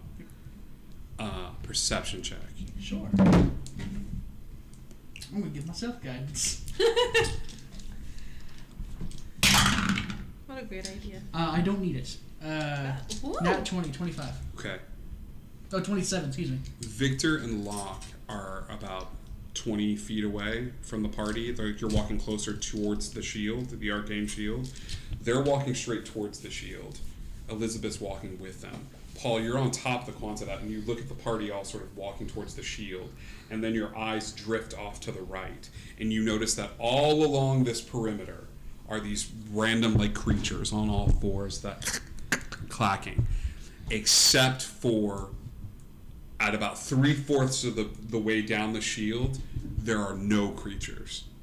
Where the shield that has sporadic pockets and things of that sort, there are no creatures near the other end of the campus. There's nothing. There's none of them are testing the barrier. None of them are testing the perimeter. There is nothing there. With a nat 20, I will give you that you hear speech. You hear sounds from over on that other side of the campus, but you're not sure what's going on. Is this still a thing? I was just gonna say that. So, because we can't talk, Locke is gonna use psychic whispers. So he's gonna put his hand on your shoulder, and then I'm certain I could see you, because as long as I can see you, then we can have this connection. I told Victor to be an eye shot, so Victor's taking the So lead. then I'm just gonna give you a point, just that way we can make eye contact or something, and we can communicate with each other for 2 hours. all three of us. Yeah. So Oh well, I could take my tooth back. You carry your head. I already can talk to you, but I guess it's good. Just to let you guys know, you guys are coming up on a little. My tooth is. It gives me telepathic connection. Is it an actual tooth or is it like a cyanide It's tooth? his real tooth. Oh, nice. I'll You're not take getting it back. it grows back. It grows back in the morning. Every morning. So he, there's, I was always told to say when something looks weird, the fact that there's nothing ahead of you guys. There's no monsters, there's no nothing. Seems pretty weird, especially since they keep hitting on the walls and stuff along those If you lines. see I'm not- something, say something, kids. I'm not sure what it is, but something, and I hear something. Voices. Yeah. I don't know. I can't make it out, but I hear more than just clicking. In which direction? Ahead of you guys. Yeah. Okay. Another stealth check from you two. Yes. This is also Stealth I don't hear a any of continu- that. Is it a continuing +4? I got no brain thing. Or is it a one time? I have to touch you to do it. I got you. So. That is going to be it's a 13. 12. 12, 12 and 13. I take the stick. Oh no. 1. Bum, Great. I am I going love to use it. my scope to see over there as far as I can see. All right. Just kind of scout it out as we I'm move still ahead. inside the barrier, though. I haven't left. You haven't left the barrier. You are a ghost. Hey, because they can still hit me. Looking down the scope, I will let you give me a perception check at advantage. That's okay. Bad roll Hold on. Reroll that. That was halfway. That's a nat 20 plus 8. You guys so- are nat 20 heavy tonight. Holy crap. Baby, No. baby. You're scoping out the landscape, Sir. and Paul is freaking right. There's none of them alongside the barrier. Because as you're looking, you look at this like rock outcropping, and then you keep going, and then you bring the scope back, and you realize it's not a rock outcropping. It's just a huge grouping of the creatures that are there. It's not a small hill. It's probably the largest collection that you've seen, which is about 20 to 25 of them, all gathered and kneeling still as an individual stands in front of them. Black robe, gesturing to them and speaking. As he's speaking, you're noticing that he's tracing sigils in their forehead. He's coming forward and going. His antler horns like come out to the sides like this and are just sort of sticking up, and as he leans forward you see this sickly yellow energy that make up his eyes, almost as if no irises, no pupils, but these small like dancing lights that appear in his eyes, but they cast such a glow that from a distance it's obscuring the facial features. As he goes over towards where each of the ones are and traces a small sigil and continues to speak to them. What is the distance now to that from between us and them? I said a football field, Okay, so so I'm gonna like- say you guys have not traveled that far. It's 70 yards. So 210 feet. I mean, These creatures, are they, how big, tall are they? Like human size? They're humanoid. I'd say they're a little smaller than human. It's hard to gauge because they're always on all fours. You haven't seen any of them stand up yet, so you could gauge that they might be like 5 feet. Okay. Or something along those lines, but each of them also appear to be different heights. My thing is, if I disguise self as one, could I look like one? You could certainly try. Not yet, but this is the thing on the back of my head. Yeah, they're all varying heights as Yeah. well. Like a lot of them are like around the 5 foot, but some of them are smaller, some of them are a little Is it larger. primitive language I can copy? and the dome, nothing can pass out of it either. Nothing passes in or out. However, it looks as though maybe they are preparing for an attack on the dome. Perhaps these sigils, he's drawing on them. He's drawing sigils, and perhaps the sigils will let them access through the dome. I would like, can I catch up to where they are so I can see these sigils? I would say you've caught up with them. You would have to look through his scope. I will show. I will look through it and I'll take my notebook and start like drawing the sigils that he's drawing. You draw the first one, it doesn't click. You draw the second one, it doesn't click. You draw the third one, and you know what these sigils are, but you haven't been taught it. Okay. This is druidic. You see the swirls and things of that sort, and you realize that druidic is the only language in Dungeons and Dragons that comprehend languages does not work on, because no earthly magic can comprehend this language. It can only be taught and understood by a druid. Yeah. I'm gonna draw as many sigils as they are. You're looking through. I need one more stealth check from the three of you. Ooh, baby. Okay. It's much better. 28. 28, So 23. 23, 14? 14. I'm a ghost though, so like. Okay. You're able to get a whole bunch of symbols and trace them Okay. into the book. We inspired by the druid. He said this is I think we should do is prepare for the attack, which maybe is coming. So Victor takes a clip, a bullet clip, an ammo clip out, and he starts flicking. He flicks 4 bullets. He kind of sneaks closer to the edge of the barrier, just right where, directly in a line of where they are, and flicks 4 bullets. As he flicks them, each one turns frost on them, and as they hit the grounds, they all land, and they are pointing straight up. 4 bullets, and he says, "Let's fall back and await their approach." Someone should tell the director what's happening. It's a good idea. Hello, director. There is many dog monster aberrations out there, and someone writing runes in Druidic. I think they are planning attack. What do they look like? The Horns. person has horns, What? antlers,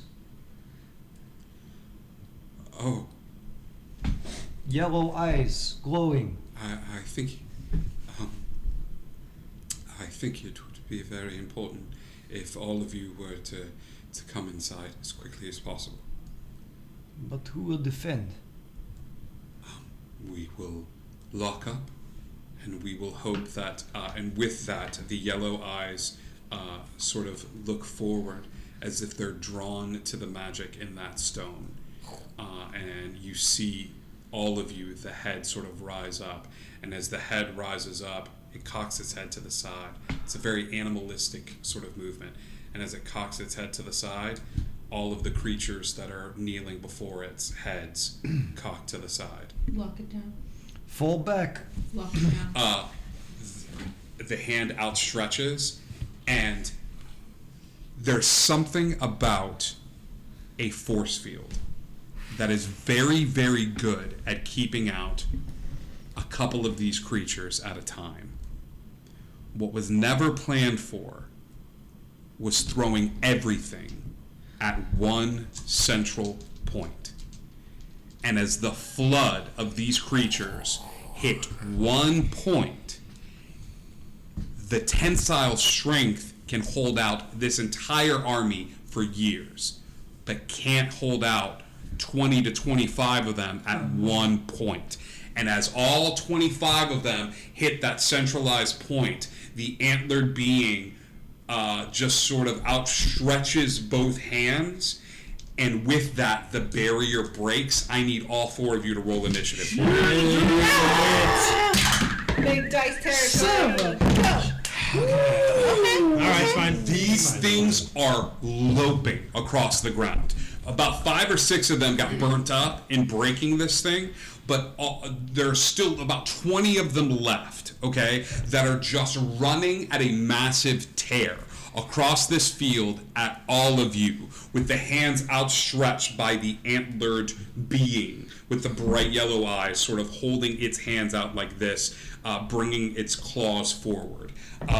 I'm going to treat this combat as 3 waves, almost as if like I could separate them into 3 different parts so that they're not all going at the same time, okay? And I'll say this, to make it easier, I'll put 7 of them in each wave. So we'll say like 21 of them made it across the way, okay? They're a good distance away at this moment, but with every turn, they're getting closer and closer and They closer. haven't reached the shield yet? The shield is down completely. Gotcha. The minute the shield drops, 2 things happen. You hear every lock on the base snap into place as you realize that you are now cut off from Chaos Campus. Oh no, luck. Oh god. That's me. Okay. The base is cut off, and the other thing that you hear is you're finally hearing the sounds that were cut off from before. Okay? That this individual was speaking to them. You don't understand words per sense, but you hear the sounds of rushing water. You hear the sounds of rocks colliding, and you hear the sound of a tree falling. And that sound of a tree falling is screamed from the throat of this being. and the sound of the tree falling is echoed by all of them, almost as if there's this effed up onomatopoeia, like they're all mimicking this sound, and you realize that he is speaking Druidic, not only writing it, but figuring out a way to articulate it into a sound, and all of them are copying that sound. God damn it, Galileo. As they race across the field, you hear in your head, "No, I'm so sorry." What's my initiative? 20 to 25. 23. Boom. Boom. Okay, roll for these guys. 11, 7, nat 20. Okay. Bum, bum, bum. A 23. It's not a nat 20 though. It was a 19. Roll off for dice. me. What'd you get? I rolled a 4 on the dice, so Okay. I have a plus 4. Group 1 is going first.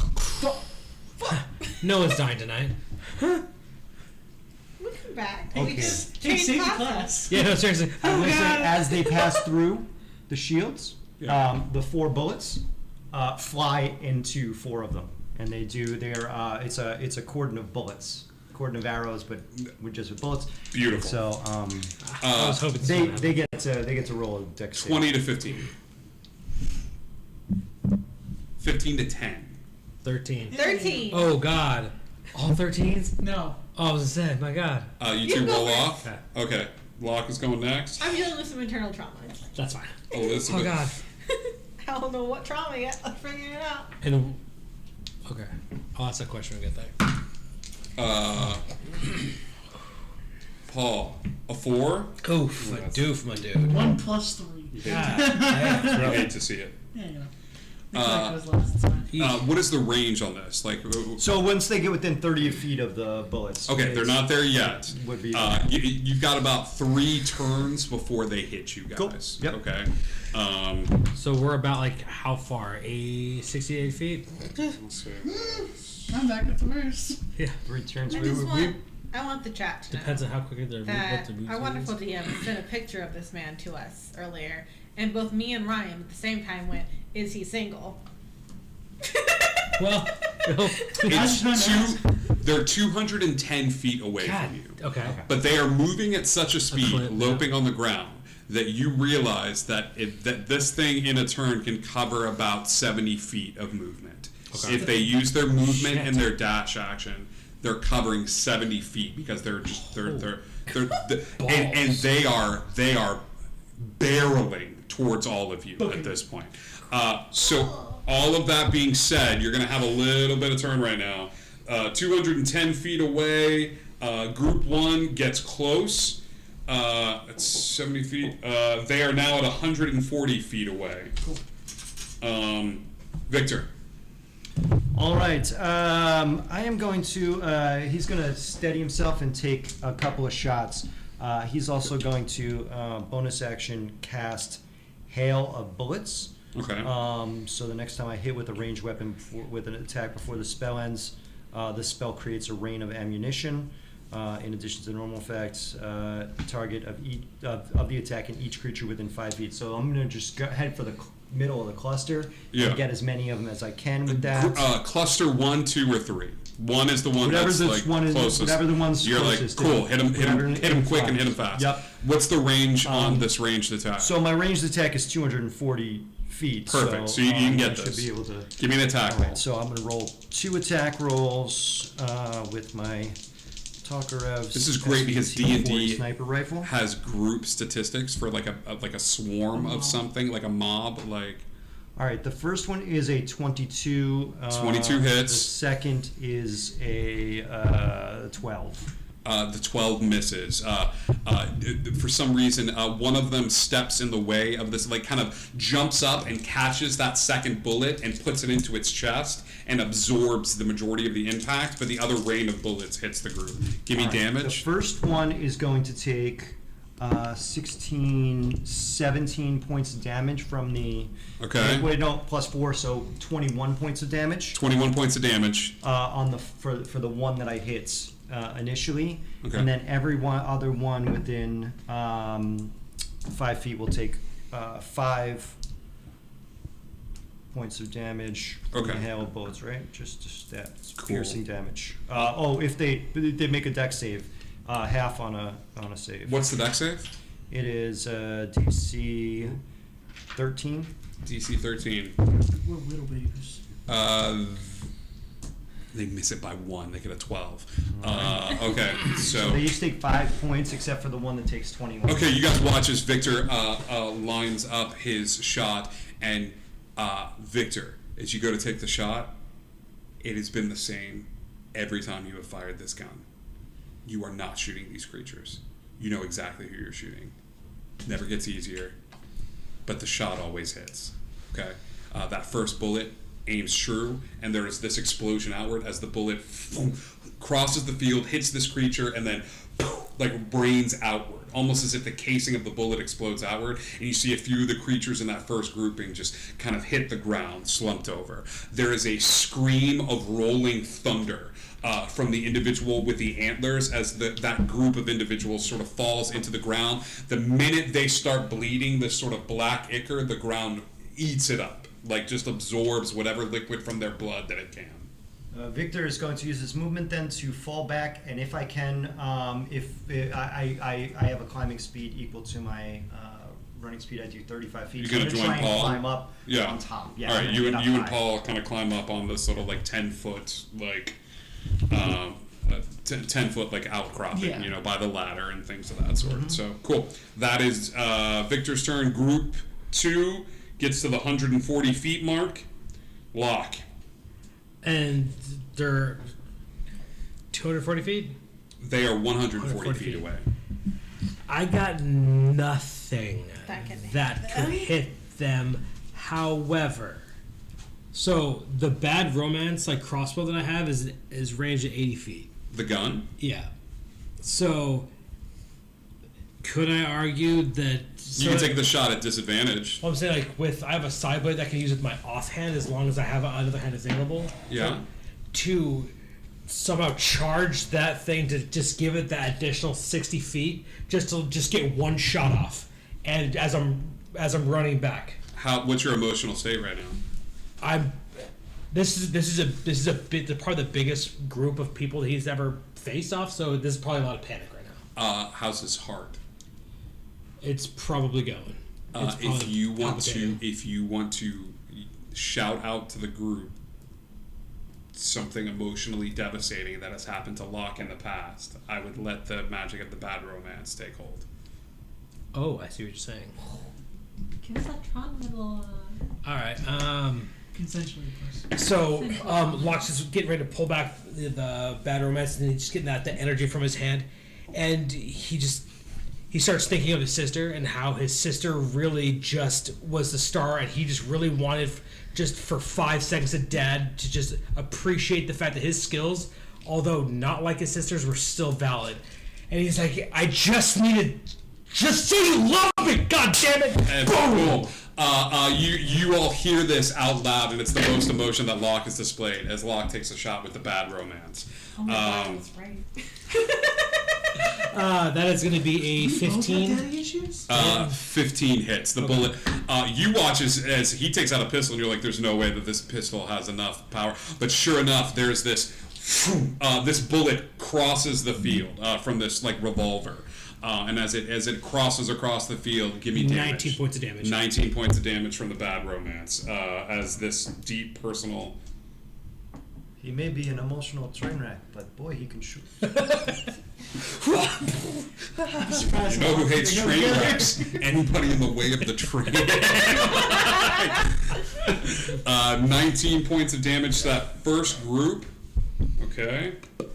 Got it. Cool. Epic. That's Locke's turn. Elizabeth.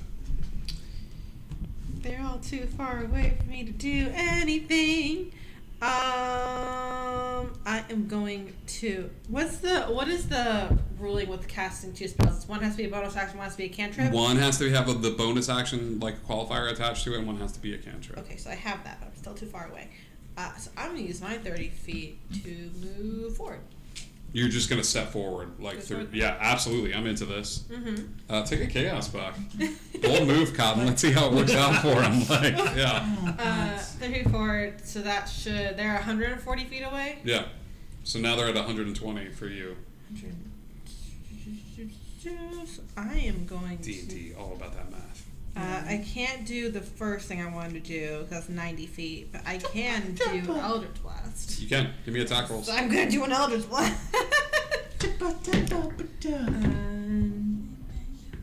17? The green energy of the garden cuts across the path and slams into them. 17. That's 10 points of damage. 10 points of damage. You hear the sound of screaming from the individual across the way, and as the first words in common that you've heard from their mouth as they scream the word blasphemer. Yikes. Directed at you. As the creature is hit with a green bolt of energy, they yell blasphemer at you in common.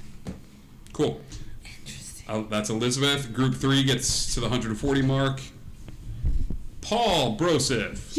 Yeah, how far are you away now? Well, you're all the way back there. That doesn't answer my question. How far are you away? I don't know. More She than is 30 40 feet away from you. She's 40 feet? Cool. Okay, not as far as I thought she was. Cool. So you Main are- action. Emboldening bond with these two.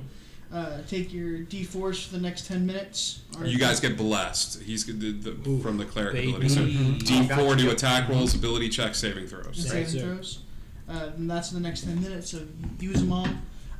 He's going to jump down and get within 30 feet, because I have a 30-foot movement speed. I should be able to climb down and... Yeah, you climb down the ladder, and you're moving it like, I'll say you're beefy boy armor, so that's going to take it 15 feet. I'll add attack an extra. I just like, need to get within 30 feet. Yeah, absolutely. You just barely get within 30 feet. And he throws something at Elizabeth.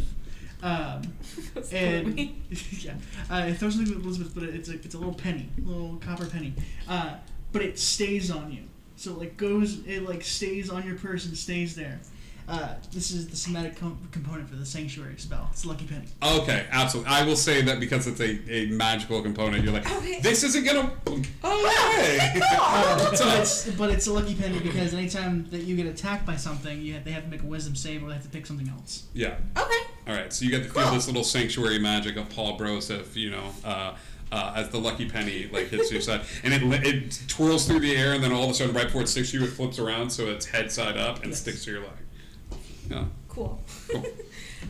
Okay. Group 1 is now 70 feet away, and they are roaring. A lot of them have been taken down by the various attacks that you guys have thrown, but these things are tearing across the space. They're going to reach you as they use their action and their dash action, like their movement and their dash to run across the field.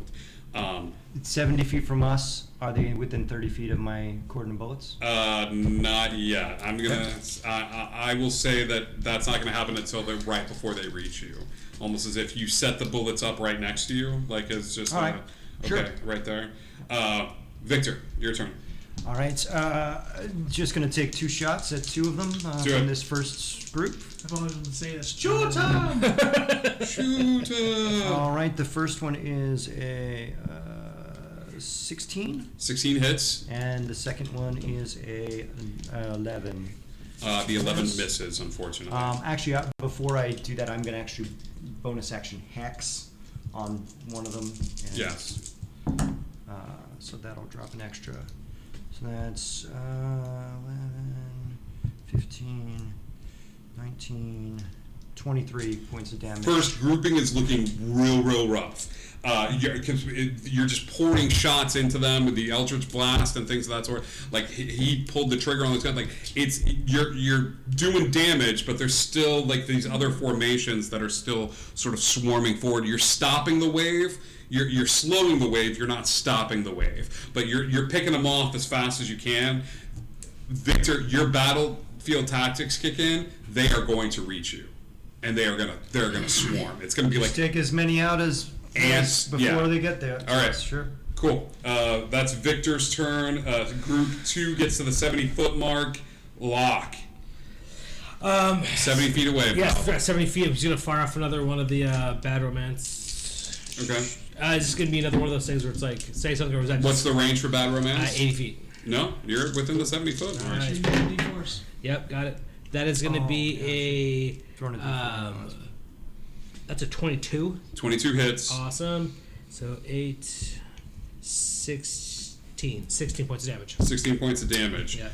The first group is decimated. With that second shot, there's a group one is completely destroyed. But as soon as they all fall, the other two are just crawling over them to get forward. As there's another scream. The scream is the sound of some sort of animalistic cry of some sort from the individual with the antlers, who you now see is moving forward.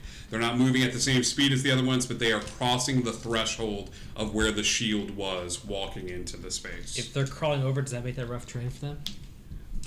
The bodies? No. Shucks. Had We it. tried. It was Good good. try, Nice. No, they just trample them, but I like Cool. where your head is at. Nice. Cool. That's Locke's turn. Elizabeth. Alright, I'm gonna do something dumb. Okay. It's fine. Cool. Fine. I'm going to see if my disguised self can turn into one of them and run the opposite direction. I want to try to blend in with them. You're gonna run towards them? Mm-hmm.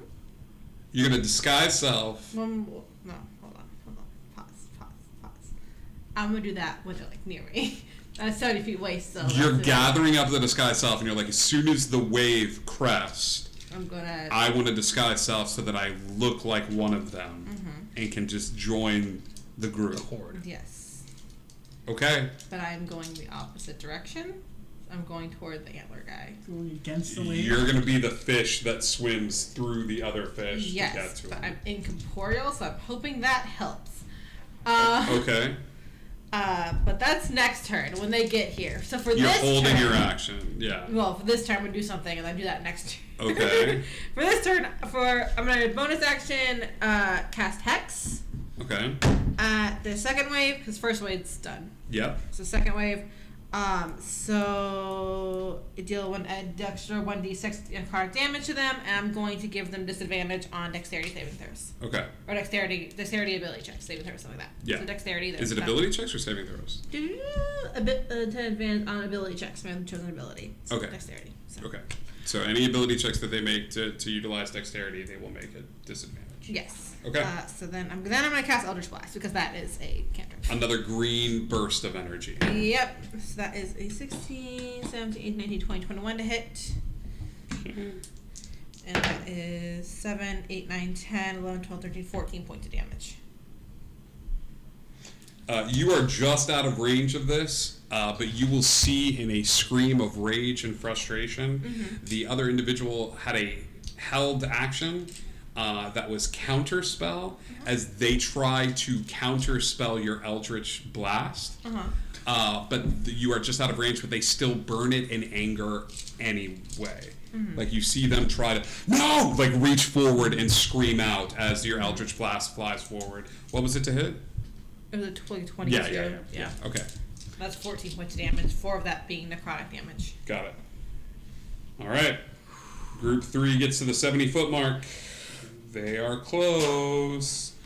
Paul, you're on the ground. What are you doing, pal? Everybody prep for combat. Yeah. Cool. Liz is the only person on the ground, so he's the one person he has eyes for at the moment. Cool. He's going to. How far are you? You're 10 feet away from me now because you stepped up? You should be right next to me. Yeah. If you move forward, I didn't step back. Oh, yeah. Cool. I said exactly If you want to what I move was. up to where she is, you can do that. Yeah, I want to move up to where she is. This is going to go very poorly for you in about 2 seconds. I'm aware. Yeah, I'm aware. Not for you, but for him. Yeah. Please go. Don't. But no, he's not metaing this. I don't Yeah. think you've I know. announced, like... I Yeah. know. He's going to. How do and he just sticks like a hand inside Elizabeth. He goes, "This is never gonna feel right." And casts Warding Bond. Okay. So as long as you're within 60 feet of me, you get a +1 to your AC. You get advantage on saving throws. Oh no, a +1 AC, saving throws, and resistance to all damage. Cool. And by the way, if you take damage, so do I. So Go. Leave. She says that to you the moment you touch her. Go. Oh, you tell me this now? Go. I've got. Where am I gonna go? I'm out of movement speed. You're the okay. It's okay. It's all right. That's Paul's turn. Victor. All right. They are group 2 and 3. Are they close together? 2 and 3. The 3 is behind 2. Yeah. I mean, they're close. I mean, they're connected. Like they're 70 feet away. How close are they to each other? I will say they're right up on each other. All right. So he's gonna pull out a grenade. Which one? He's gonna pull out the grenade. Okay. So here's the difference between this and like fireball and a grenade. You still have to chuck this thing. Yeah. And you have to chuck it 70 feet with accuracy. So that's got to hit. Yeah, that's probably a little far to toss. I mean, I'm not here to tell you how to live your life. Tough shot, sure. But yeah. I'm going to set a pretty decent DC to this, and I'm going to say that this is straight up athletics, like to chuck a grenade. How many? So there's still 14 of them. You say about 7 each. Yeah, about 14 of them rushing forward, about to hit Elizabeth and Paul. Right, so they're getting up on them. It's going to hit Elizabeth before Elizabeth can cast any other spell. Yeah. I don't think I have too much other choice other than to take a couple of them out. Dude, really? Sorry. Pistol. Yeah, come on. You're used to this now. Yeah, you know what? I don't want to risk getting them with this grenade. So I'm just gonna fire a couple of I'm a rounds. dog person. Give me a couple of rounds. Ooh, nat 20 plus 2. Oh, that's going to help. And that's an 18. No. Both will hit. All right, but that's nat 20 that crit, so I get double on damage on that. Double dice, right? Yes. That was the new rule. All right, so that's actually. No, with the rules. That's the sound of me rolling my Yeah, eyes. me too. With a hex. Yes, use First that. Okay, so that first one is going to take, let's see. 22 plus.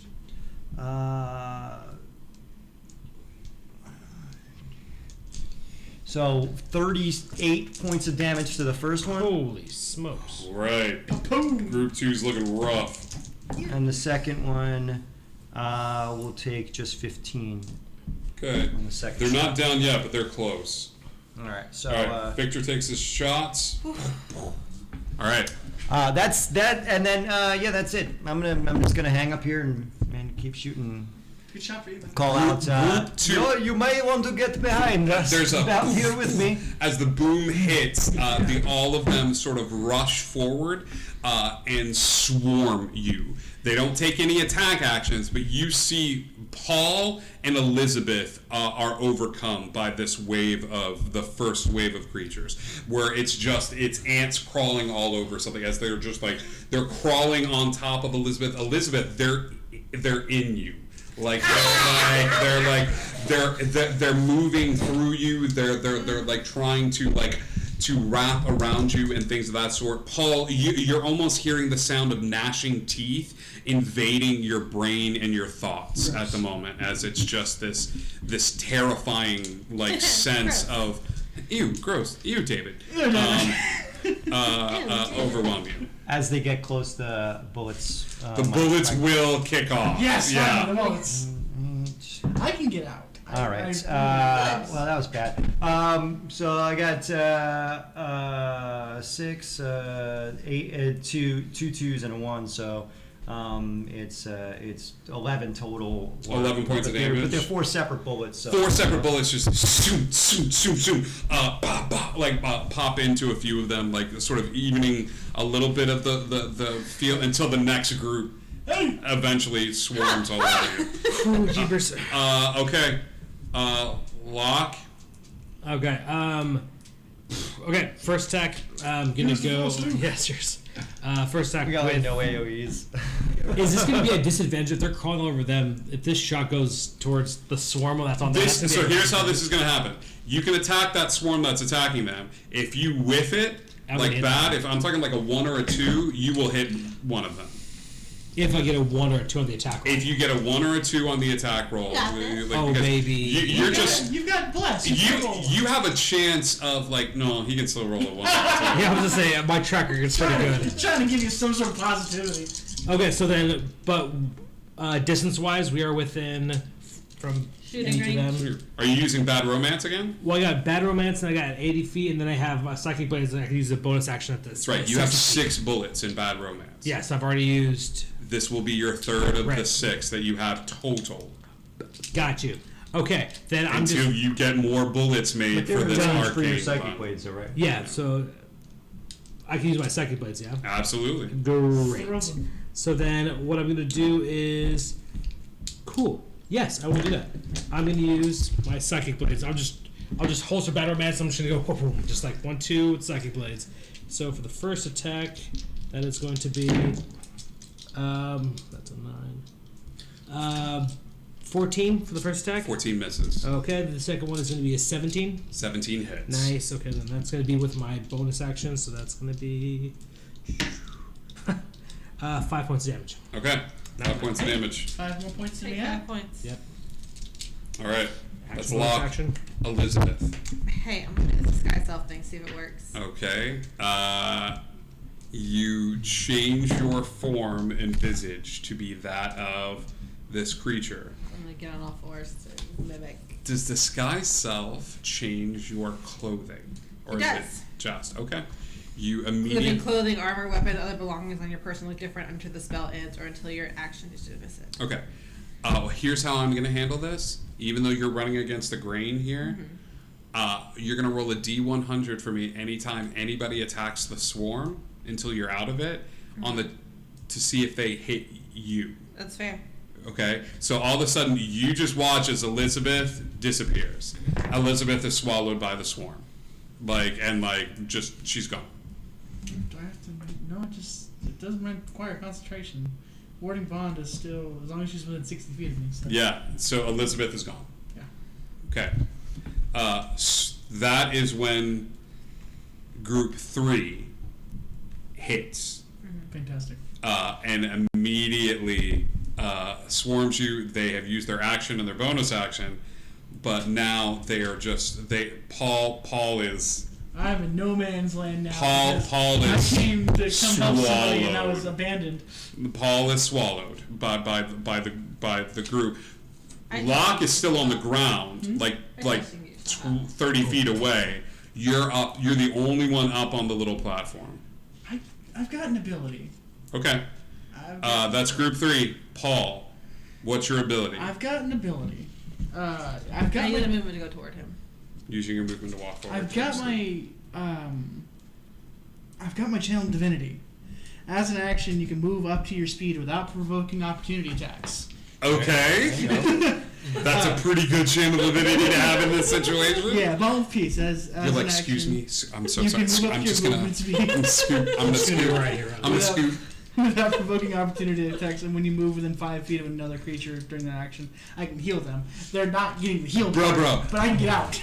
I need you to paint me a word picture of how Paul, sidesteps these two swarms as you channel divinity and you are filled with holy magics. Yeah, man. Because the vibes are just with you, bro.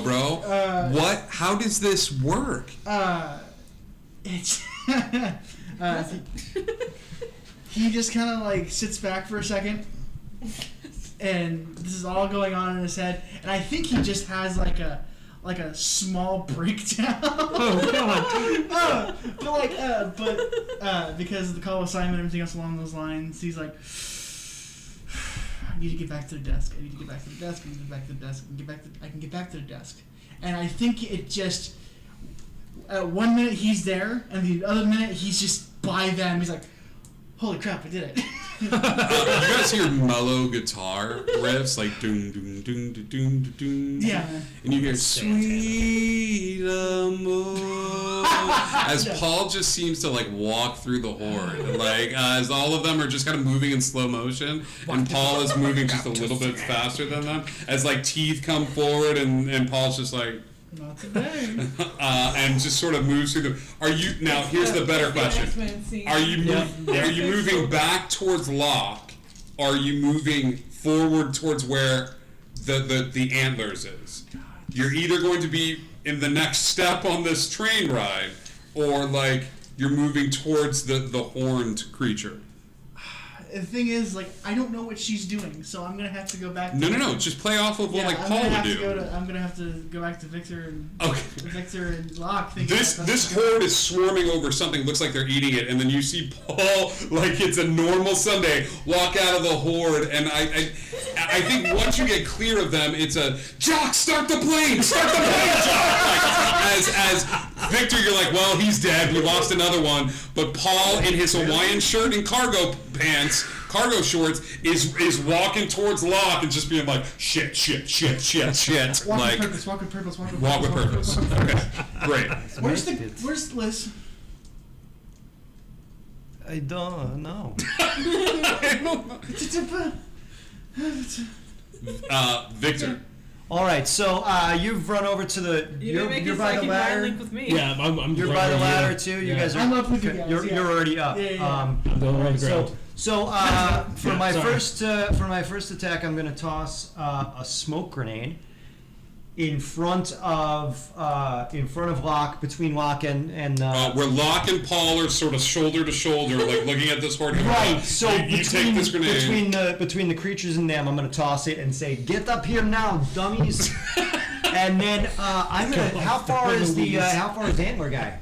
Antler guy's pretty far back. I'm gonna say Antler guy. I'll put him conservatively about 100 feet back. I have 240 feet range on my sniper rifle. Okay. And I am going to take a shot. I can't move my hex to him, can I? Because he's got to be within 90 feet of that. Mm-hmm. But I can take a shot.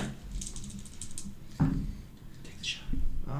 That Add your D4. is, I did add the Not gonna D4 waste my- plus 9, so 21. No, 21? 22. 20. The 22 hits. All right, so I'm shooting him with a sniper shot and my dreadful strike. Rolled crap, but that's still 7 points. So I'm gonna shoot the antler guy. Boom! Yeah. Where are you aiming on the antler guy? I'm gonna aim for the antlers. You want to just clip the antler? I'm into Shoot this. him in- Yeah. I want to shoot him in the head, but I only do 7 points, so I'm guessing. Yeah, you're aiming for the head, and as the bullets come forward, we go at a little Neo like bullet time as he shifts the head to the side. You see him clip like he punched the highlights out of her hair. Like as you clip, and one of the pieces of antler falls down. Cool. It's my turn. Great. I got something for you. I want to see if it works. I Terrifying. picked the spell Or not terrifying knowing that you were going sentence. to join the party, but I think it might make you that much better. Group 2 is going to use their movement somewhat confused and swarm forward towards where Paul Broseph and Locke are, because they're confused that I was there. And they're going to start just biting into you That's guys. fine. Bring it on. Paul Broseph, I got a higher AC. 17. I get, disadvantage because of the fire. Oh, there is fog and stuff like that. These things don't. Have eyeballs. See. Yeah, These things don't tremors have and eyes. Oh, They okay. choking from like the fog. because the They skin can't covers see. them. They don't really see by that. They see by. They're 17's blindsided. not gonna hit, so. Yeah. Yeah, they have blind sight. Is it fart It's a gas? 17 to hit. 17 does not hit. 17 does not hit. These things start biting into your, but they're just hitting the shirt, and you're kind of like shifting the like Hawaiian shirt, like as the bites just seem to narrowly miss. Locke, Yep, that's me. that's higher, 21 to hit. Oh, that's so close. That was barely hitting. Okay. What's your AC? 15. I mean, it's fine. Locke, you take 17 points of piercing damage. I love that for me. Thank you, sir. May I have another? No, don't say those words. Stop, Chris. Give me a second. Oh God. As these things bite into you, Locke, the horde, they do not release. So it's not a bite and subtract. Okay. They bite into you, and almost like an annoying Chihuahua dog, like where they like where they bite, where they like hold on. Like you are now walking as if you were walking under difficult terrain. Okay, and you are currently restrained. You can or grappled, for lack of a better word. You can use your action next turn to break the grapple, which is basically shove off these things that are on you, like by making like either a strength or a dexterity check, or you are held in place, like you are not moving from the spot while you are grappled by their teeth. I'm going to use my reaction to press the chronometer and give him an additional action. You can use it now or on your turn. Okay. So is that like before the bite? As soon as you get hit, right after you get hit, at the when use your reaction when a creature you can see within 30 feet of you takes damage. The creature gains an additional Victor action. reaches the little box. It takes the card, punches the card in, and you see Locke's name appear on the card, and he's like, "All right, time to work." As the card punches in, and then you just get this like boost of like, "Time to work, time to make the donuts." Like you can either use your action now or like save it for your turn. Yep. Well, I get would an extra action. let's if we can cut some shit, let's cut some shit. What do you do? Are you attacking with your action? So it'd be if they're coming, it would be a rapier, just trying to go for a throw if it's getting close. Okay, or, yeah, you can still attack these things, but they're still up on you. Sure. Okay. Okay. So Give me an attack roll. all right. So the first one is going to be I'm going to pull that rapier and just try to go for a throw. That's going to be 20 on that. 20 on that. That's going to be 8 points of damage. Okay. So What about is that just 20? Is it just 8 points of damage? yeah, it was a D8 plus 3, and I got 5. Even though Paul is standing right next to you? 9 points of damage. Uh, Because that's a D4, isn't it? If you were to, Let's say that this attack was particularly sneaky. Oh. Because you had an ally within a certain amount of space. One of the best parts of being a rogue. So is it just 8 points of damage? That's 12 points of damage. 12 points of that damage. sounds better. Thank you. That's more roguey. That took me a second. I was like, I don't know, because I read it As you watch as Locke takes the rapier out, and it's a very practiced quick foom, foom, foom, foom, foom. Zorro. And as that happens, he takes the rapier and puts it back in, and you watch as the 4 that were latched onto him just boom, boom, boom, boom, boom, fall as group 2 is taken out. Ooh. Good teamwork, gang. Fantastic. Teamwork makes the dream work. And with my bonus action, can I use my movement? Locke, it is actually your action right now. You okay, still have that an was action my and a one bonus thing. action. That was your Great. Okay, if that's the case, then group 3 is Almost on you. They're Okay. 30 feet away. 30 feet. Then I want to use my movement to kind of get closer to the door. You want to get to the door, or do you want to stand up and crawl up on top of the thing that he's on? Doing some range right now. You know what? I'm digging my rapier. I actually, I need to move. I need to move. So yeah, I'm gonna just try to. You start climbing the ladder. Yeah. You go over towards the ladder. I will say that you climb up on the ladder. With it, you're like, "Why do all the things I love leave me?" as Locke goes running. I'm Say near, it twice now. It's becoming a habit. so then that's my movement. So okay, the first attack is going to be a with my psychic blades. That's going to be a nat 20. That will do it. Okay, but rolled like garbage that first one, so that's going to be a 4. That's 8 because that's double damage, right? Yep.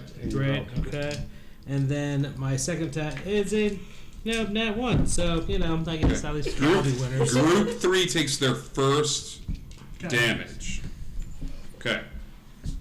Elizabeth, Fantastic. Hi. you can dash forward if you Yeah. would like and put yourself within 30 feet of him. If you use your action and your movement, your action to dash and your movement. Yes. Okay. Am I past the third swarm now? Yes. Okay. I am going to. 30 feet is hearing range. He can hear me from 30 feet of him. Yeah. Yes. Cool. I'm gonna drop disguise self and have an eldritch blast pointed at him. He stops and looks at you. What are you do? Why are you doing this? I will burn your monument to man to the ground!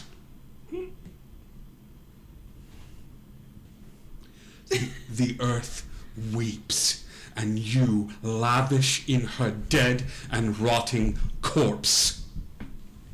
Do you think they did this? He points at the barren landscape around him and just sort of gestures outward. He goes, there is nothing that can save you from the wrath of my mother. 4 people are destroying what you are attacking.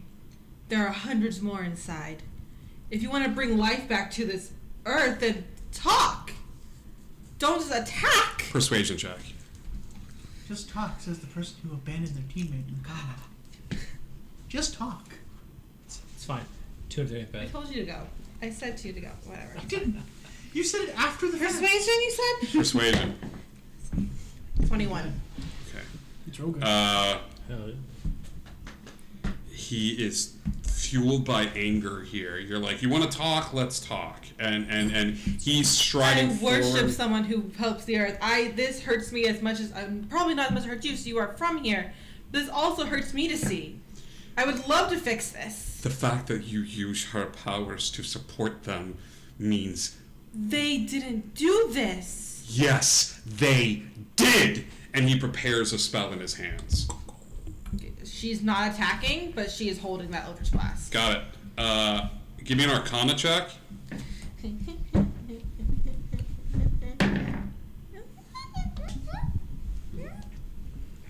Oh, I'm good at Arcana. What? 16. You know this spell just because you spent enough time around Barry, and Barry was experimenting with it. Yeah. He is preparing to cast Reverse Gravity centered on you. Oh, God.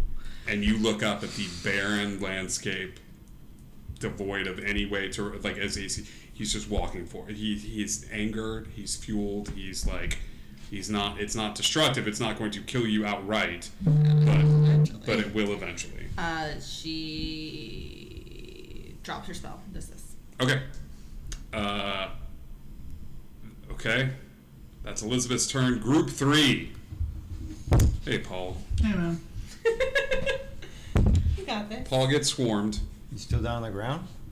No, You I was ran- no, I you was ran on up. Victor. We're all up top. Oh, you're all up top? Yeah. Okay, great. All three. All of them rush forward towards where you all are and start trying to climb the ladder. Oh no. But they don't have the hand-to-eye coordination that's doing. It's every zombie movie you've ever seen, where you all are gathered up on this little dome, and they're trying to climb up on top of one another and getting close every time, but they're clawing at each other. They're using their teeth to bite into the other ones to provide leverage, and they're all just sort of like scrambling to get to you. They have one goal in mind, and that's climb this freaking thing. Got it.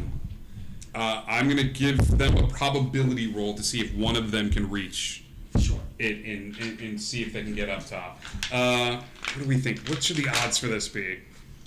I'll give them 25 to start with. Sure. So 1 through 25, they reach you. 37. None of them are able to reach, but they're all gathered around the spot, and some of them are starting to bite at the handles to the door that leads inside the space. Can we see this altercation going on? You can see right- Elizabeth now has dropped disguise self, and now is just standing there. You're not sure how she got there, but because she's so far away from the group We and see the her party at doing this this and stage. him doing You this. see him putting a hand, and you see him gathering up energies and things of that sort, preparing the somatic components. He looks at Victor and he goes, "You hit him once, you can do it again." I will take care of him. Kill the dogs. Kill zombie dogs. This is gonna be a weird spell, but I hope this works because Paul's gonna go back to every war movie that he's ever watched. Okay. Specifically, Saving Private Ryan. I'm gonna cast. Yeah, I'm gonna cast Calm Emotion on Victor.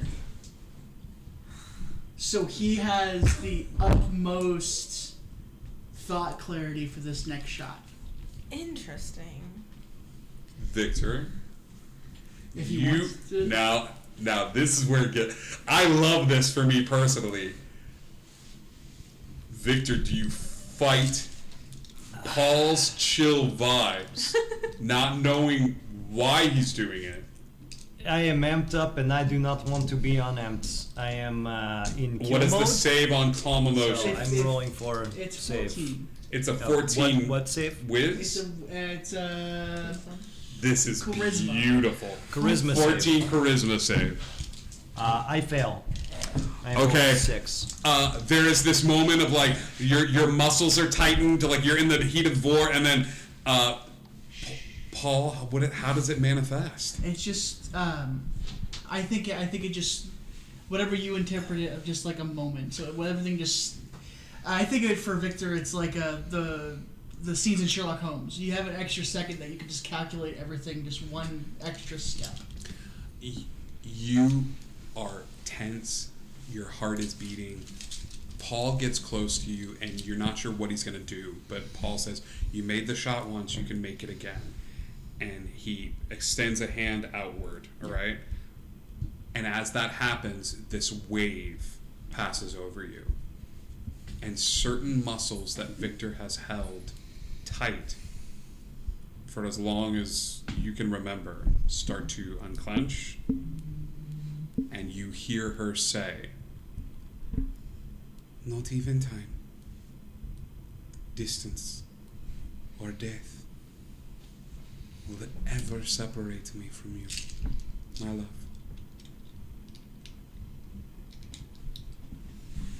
Victor stops for a moment, almost forgetting where he is, and then sees as he sees the situation again. He calmly leaps off and down into the dogs. As he does, he casts Zephyr Strike, which lets me. So as he hits the ground, there's just this cold that comes off of him, and as they sort of go to bite him, they just sort of slow down and sort of freeze momentarily as he passes through the swarm of dogs and begins jogging out.